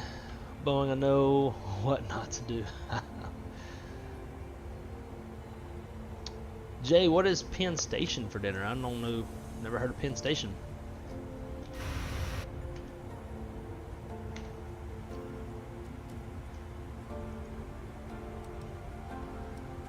Getting damn hungry myself though. Kjac, I failed my ass off for a long time in the Pmdg. Watched Flight Deck to Sim and learned a ton. Great instruction for a Brit. So that's how a lot of V1 stuff is for me when it comes to the Airbus. I mean, it doesn't matter how much I think I know. As soon as I watch V1 for 10 minutes, I'll always learn something new.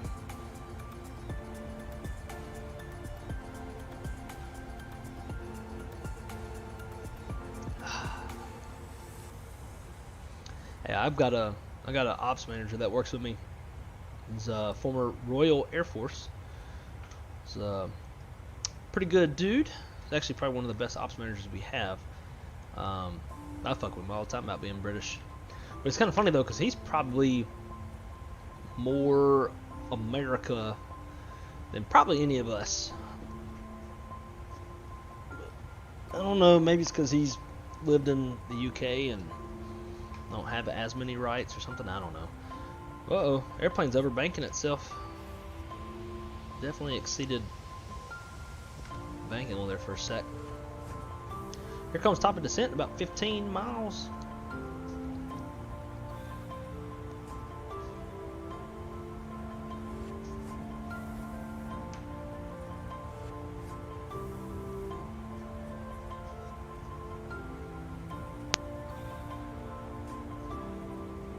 Robert L. Bradshaw International, St. Kitts.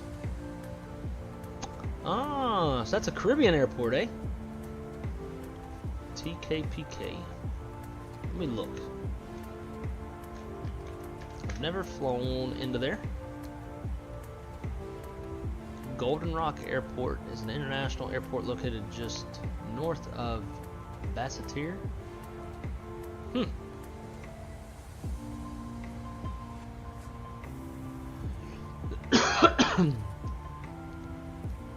Air Canada, Air Sunshine, American Airlines, British Airways, Delta Airlines, Inter Caribbean, Silver Airways, Sky High, Trans Anguilla.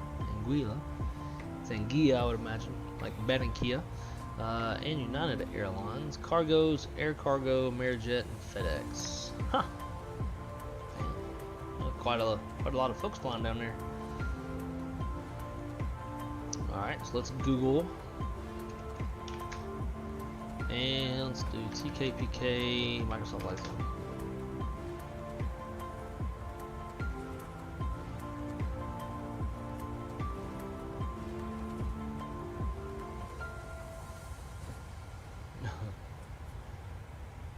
Are Buc-ee's only in the south and east? I haven't heard of it before until V1. I was like, wait, you're getting tri-tip from a gas station. Yeah, so here, I'll just show you the one over here by me. Buc-ee's is a lot more than just a gas station. Let's see, Google Maps.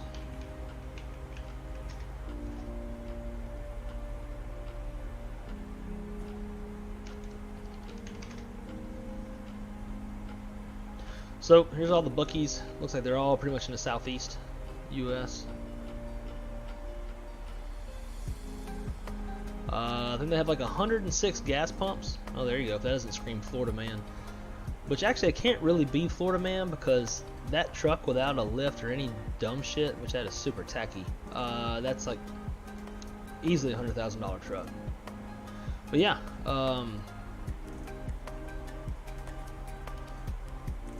lots and lots of stuff in here. Like if you like to show Yellowstone, we got Yellowstone stuff, beef shirts.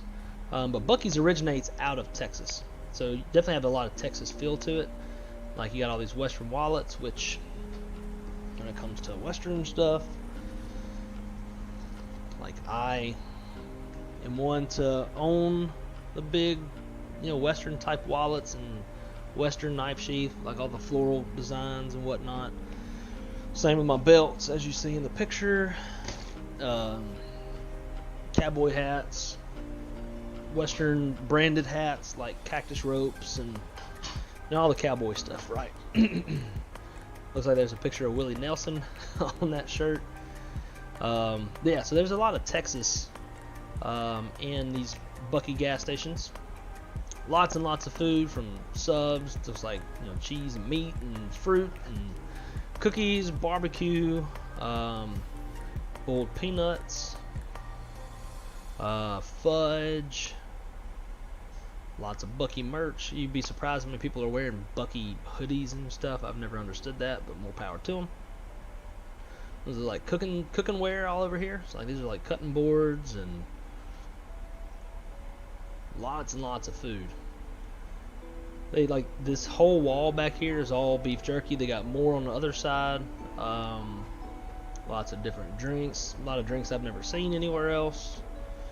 Obviously coffee, ices, all that stuff. Cookies. Over here they make all the different like sandwiches. So it's like the shredded brisket, chopped brisket, sliced brisket, like all the different barbecue sandwiches and stuff. The bathroom's actually really nice. Yeah, baby onesies. This is the whole gas station. It's freaking massive. Again, 106 gas pumps at this one. This is all beef jerky. Lots and lots and lots of different types of beef jerky. They even have boudin, which is a Louisiana delicacy. They sell like just straight boudin. They sell like pork tenderloin with boudin ingested into it, or whatever, like injected. That's the word, injected. So yeah, if you ever are in the southeast and you can stop at a Buc-ee's, I would suggest it. Smells really nice when you walk inside. It's just always a lot of damn people. Like Buc-ee's themselves have kind of turned into tourist attractions on their own. So there's always a lot of folks at Buc-ee's. But always have lots and lots of southern like decor and southern things.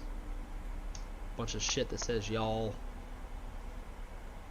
Because that's how us southerners be. But yeah. It's a lot more than just a gas station. Hell, even like out front, they sell these really big fire pits. I really, really want one, but these fire pits rust out too fast. I don't have any pictures of them. Look at these giant ass fire pits. They're got the Texas Lone Stars all welded out, like shaped into them, and all that good stuff. Yep. So this St. Kitts. So who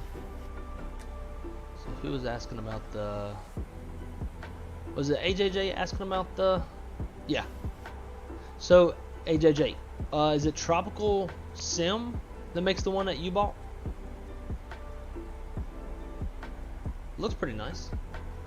It's one of those nice sized kind of niche airports where you have like bigger airplanes, but small enough they could almost be a regional as well.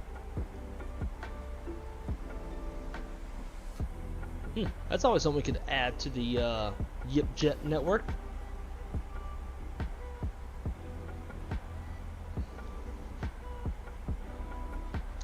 The new one is by SLH Sim Design, so you just answered my question. Let's see. SLH Sim Designs. I don't think I've ever heard of these folks. Products. So they love Caribbean stuff.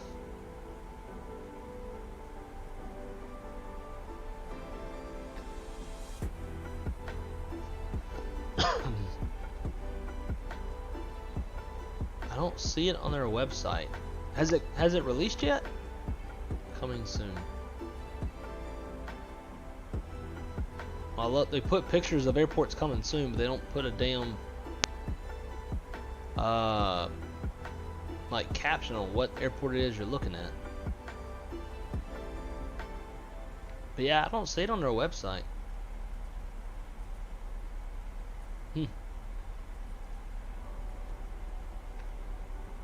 Well, I've been to Texas, but I've never been to a Buc-ee's. Looks really fun. It is a lot of fun. And in typical Texas fashion, it's big. Crap, I gotta head out. Hope to make it back before the stream ends. Pleasure to meet you, Wrong Side. It was a pleasure to meet you as well. For you, being a new friend of ours, I'll say woo pig suey. But also, go Tigers. I have no issues with Arkansas. Alabama, I have a different issue with. Arkansas, not so much. In fact, I've got family in Arkansas. I got family in El Dorado and Little Rock. So, but great to meet you as well. Do a practice flight New Sky. Yeah, man, absolutely. Come join up with us. Come fly with us. And looking forward to seeing you in the virtual skies.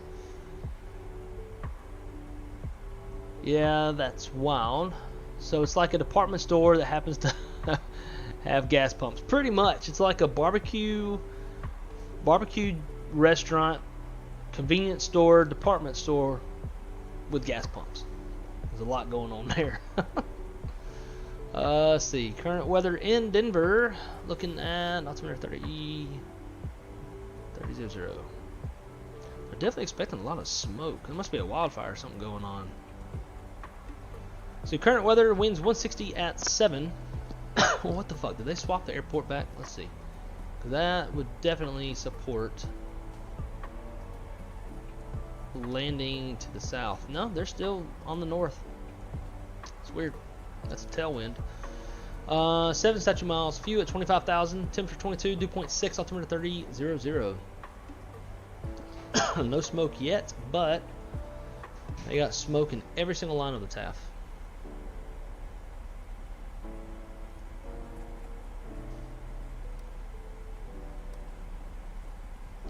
So what we'll probably do though is we'll try to get down early and shallow off this descent. Cause the Denver always has you going way far out. Boeing, what altitude is Boeing? 9,000. So let's do that. Let's go 9,000 vertical speed. Throw the boards out. We'll expedite the descent a bit. That's actually going to have us down way too fast. Watching that little green line, vertical speed mode. This will show you where you should reach. And that's too far out, so let's bring it back. Let's try 1500.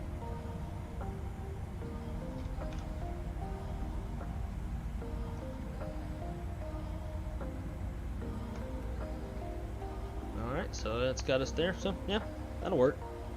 Shot off just a little bit.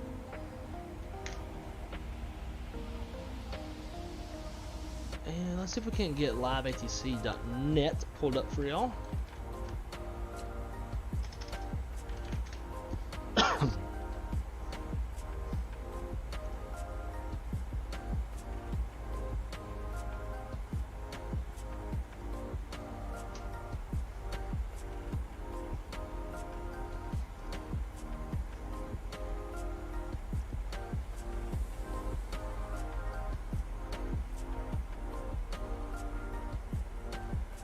A little bit above 8,000. There we go.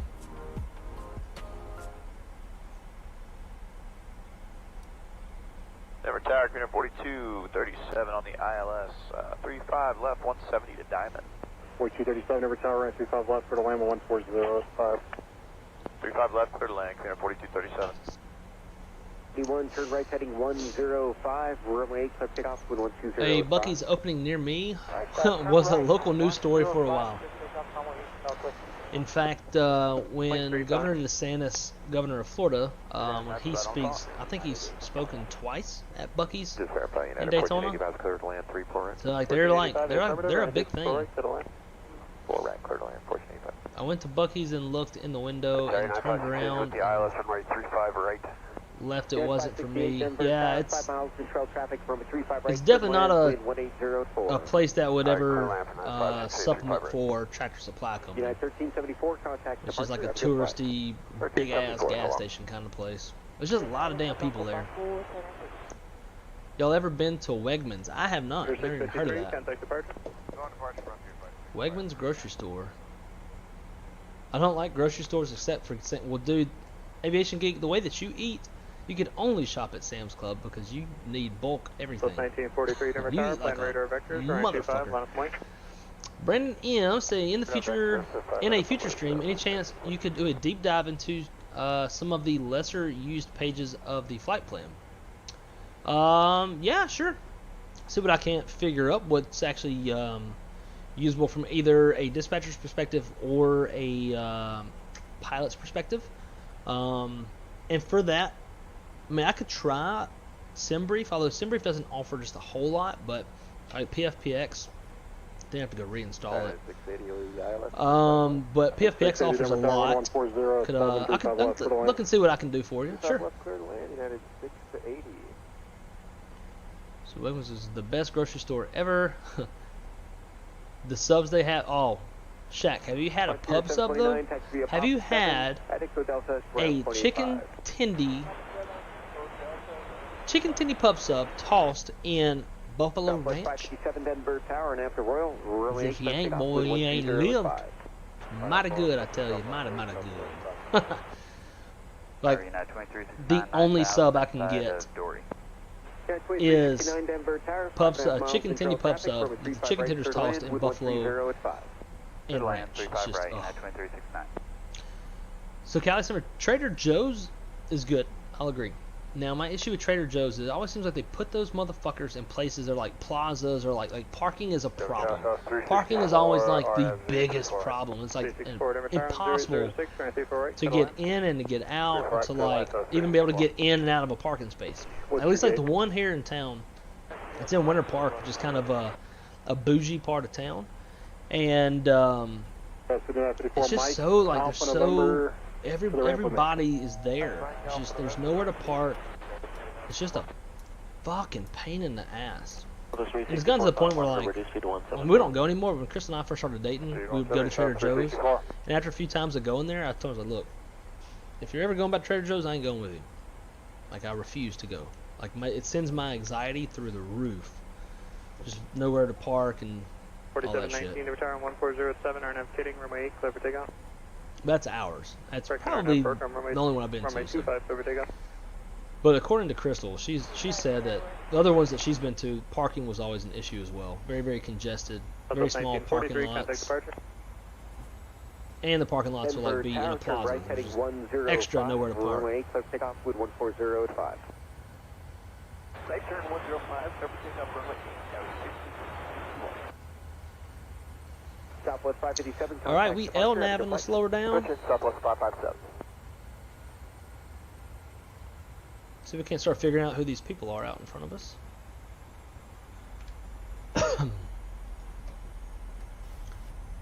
we got a couple. Looks like they're stacking just about everybody up on the 35s. So hopefully everybody will be out of our way. And what's your gate? At 644 Mike and Bravo November, just monitor ground point 85.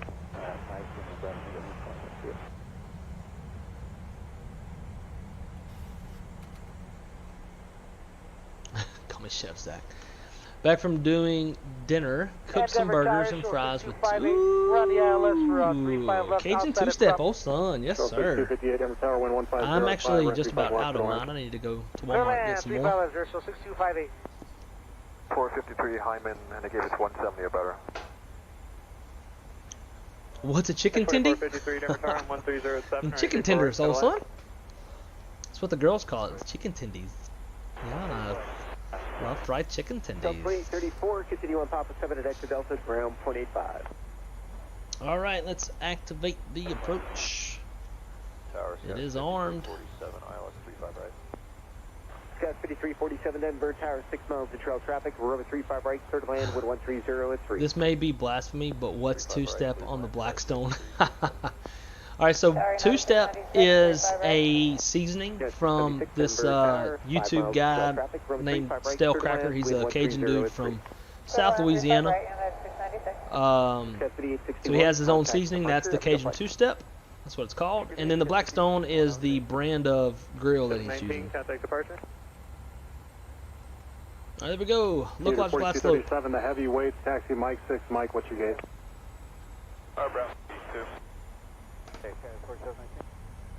Mike, Alpha November. Hazy layer. That's probably whatever smoke that's being forecasted in the TAF.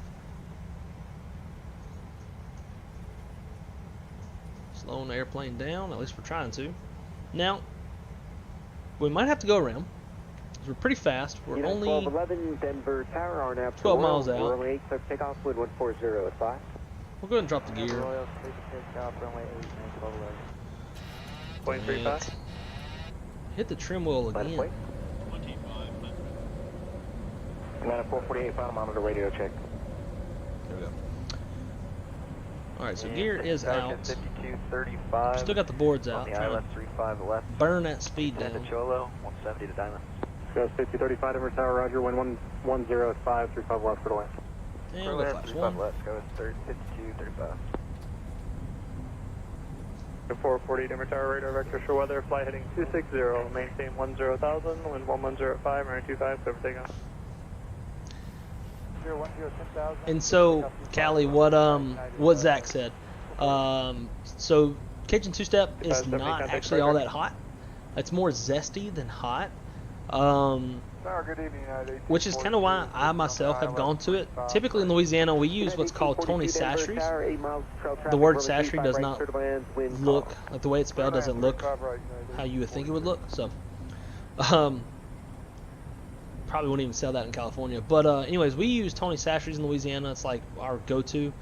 I've replaced 680 Mike 7, Tony Mike, Sastry's stay parked. with Cajun two-step because it's a little less spicy, but it's just more so it just doesn't mess my stomach up as much. Let's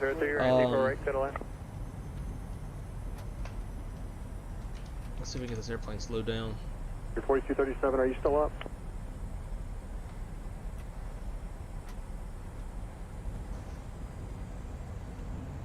So anyways, it's really not all that spicy. It's a lot of flavor. It's very zesty. It's not spicy. I don't think you'd mind it. Now, if you're just one of the type of person who just like can't do anything spicy, like not even remotely spicy, then maybe. But like my girlfriend's parents are like that. But overall, it's really not all that spicy. Down to 44419, reduce speed now to 170. All right, here we go. Nobody in front of us. My airplane.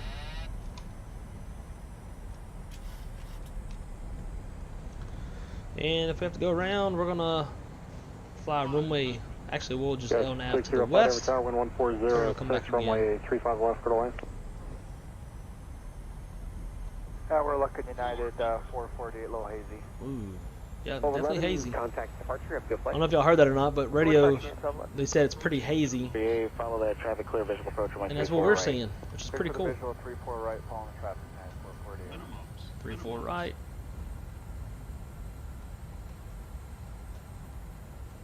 Tower American 1329, switch to the ILS, so 34 right. 3-4 right. 440, contact departure. 20. Have a great day. 10. That's Mac correction, American 1329, Denver Tower, 1503, runway 24 right, clear to land. Good land, 34 right, American 1329. Hold it. 8 line up wave. Unit 696, taxi via Pop 7 at Echo Delta ground. Damn, we should have recorded that one. Scout 5643, contact departure, have a good flight. Good afternoon, Scout 5643. United 2197. Correction, runway 25, RNAV Man, Berkeley, we're runway breaking. 25, clear for takeoff.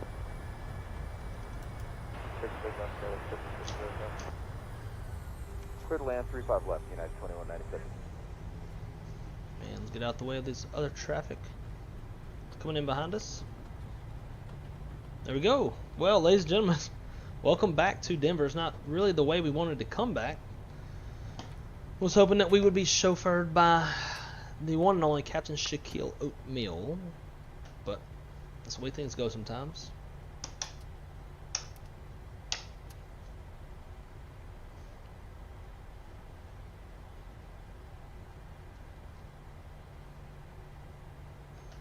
So 6258 taxi via Mike. So Callie, 7, there Mike, what's is your gauge? actually a chance. There's a chance that I might be coming to LA in the next couple months, 2-3 months. Stay here till you turn in. So my boss, senior manager of flight dispatch, he is from LA, and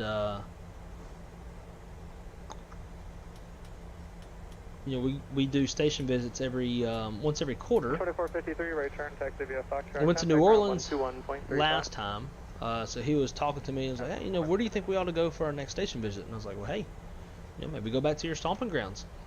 Maybe we go to LA. I've never been that far west. I've been to Vegas, and that's as far west as I've been. So anyways, 258, you're first into the ramp. looks and like if you we can, just are clear looking the, at either going access to road, please. Los Angeles or Seattle, one of the two. So if we do end up in your neck of the woods, I'll let you know. 35 right, clear to land, Southwest 1418. Meter 4253, RNAV kidding, runway left takeoff, wind 130.5.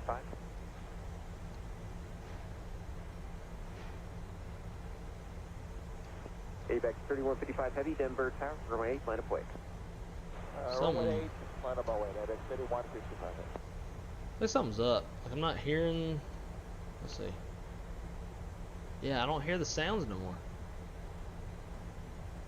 What happened?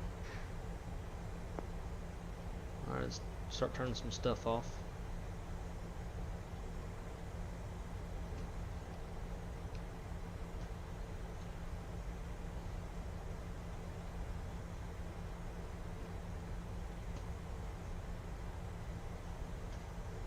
Alright, I hear that.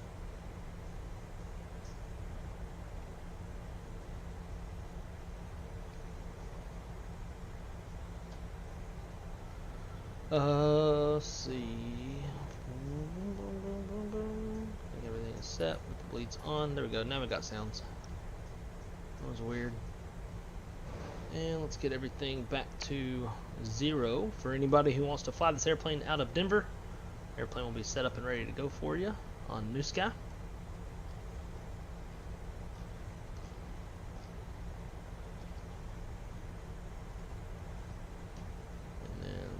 Set back to 0.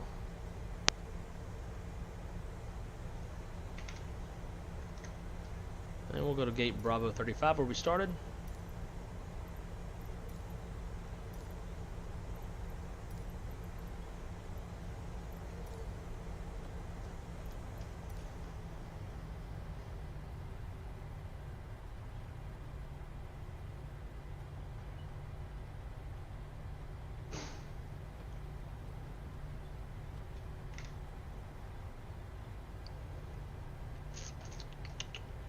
Come on, LA, no Seattle.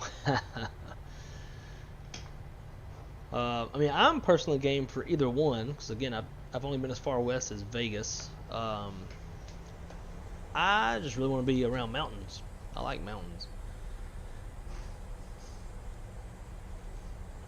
But, you know, if we don't do one, we can always do the other. Or if we do one, we can always do the other at a later date. Because again, we go about every quarter.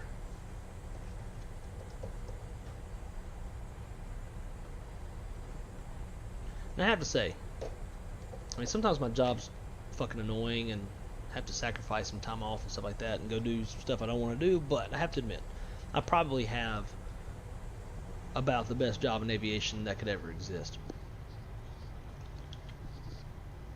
Between pay, quality of life, and the cool extracurricular shit I get to do, that's outside like operational stuff, got a pretty damn good job. Have to admit.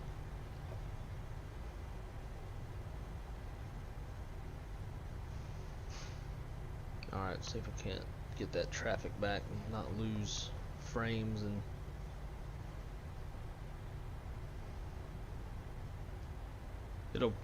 The frames will probably tank for a second just because it's going to have to load airplanes in real quick. See, everybody popping up. Hello, United. And I need to get another like tripod thingamajig for my second camera for the flight controls. So maybe I'll go to Walmart tomorrow and get one. It smashed the last time it fell. We have mountains, ocean, and desert, all in an hour's drive. And unfortunately, that's the only part that kind of sucks. Is like we'll pretty much end up staying around wherever, like whatever airport we go to. At least like just based off of our New Orleans trip, we went to New Orleans, went out on the ramp, watched a flight be worked, went into their operations. Just had like a quick little meeting and chatted with the station manager and his leadership. And just kind of like took in their input, things we could do to make things better for them, things that make things better for us, from a departmental side of things. And then we went to the hotel, changed, and went out to eat. And most people got really fucking hammered. I didn't get hammered, but I had some drinks, felt good. And then the next day we went and observed another flight and then flew back. So maybe this time, if we're going so far out west and we're spending like, I don't know, 10 hours flying at a minimum, maybe we'll stay longer. Alright, there's 25, 27, 29, 31. So it looks like our gate is open. Or no, it's not. Bastards. Damn, United took our gate.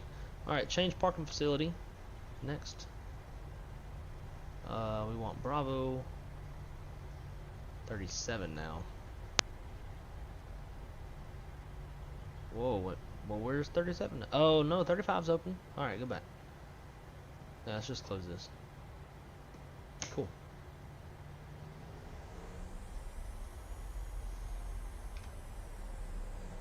Man. There must be a lot of traffic around because frames are borderline dying.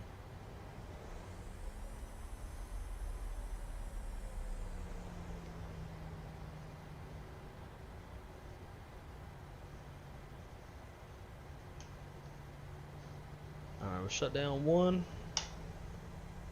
We got number 2 rolling.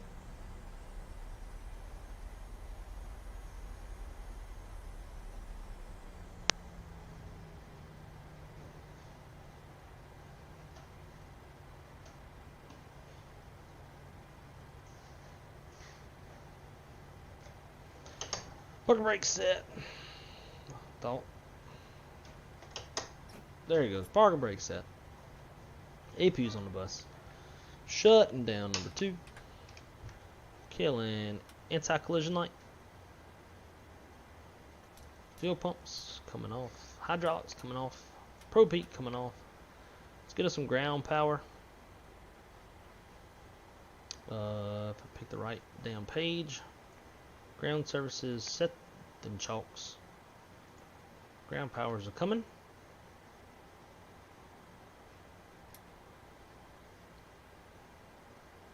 There's ground power. Kill the APU. Kill that fuel pump.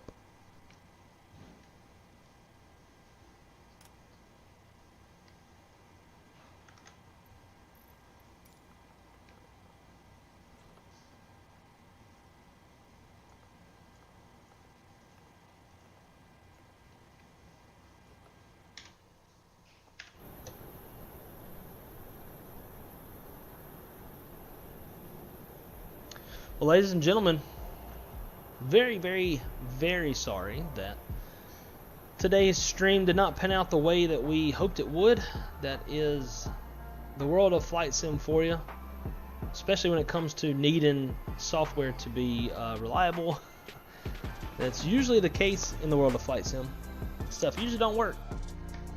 But Kjac and I are going to get back together, try to figure out a good stable way to run your controls, and then try it again. think it's a super cool concept that we have. Like VR said earlier, unprecedented, absolutely. Just need it to connect and stay connected. But anyways, guys, hope y'all have a great night. If you haven't subscribed, please consider subscribing. If you enjoy the content, smash the like button, smash the notification bell, and join Yipjet. We need pilots to come and fly. We have a massive new route network. We created that for our pilots. So come join us, come fly around, come earn some money, come have a great time. Look at that. We even have passengers deplaning out of the jetway. Ain't that damn cool. But anyways, guys, I greatly appreciate your hospitality, coming to hang out, coming to chat. The great conversations is always a good time. As Aviation Geek said, see ya. But hope y'all enjoyed this one, even though it didn't turn out to be the way that we hoped it would. But stay tuned. Tomorrow, probably going to stream the Airbus stream we've been talking about with lots of MELs. It's going to be a very different Airbus stream than we're used to seeing.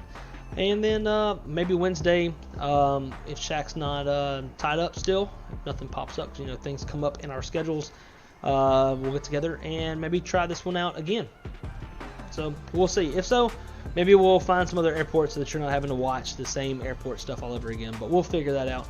Anyways, guys, I hope y'all have a great rest of your evening. See y'all tomorrow. Be good. Be good at it. Keep it on the wrong side. Take care. Have a good night.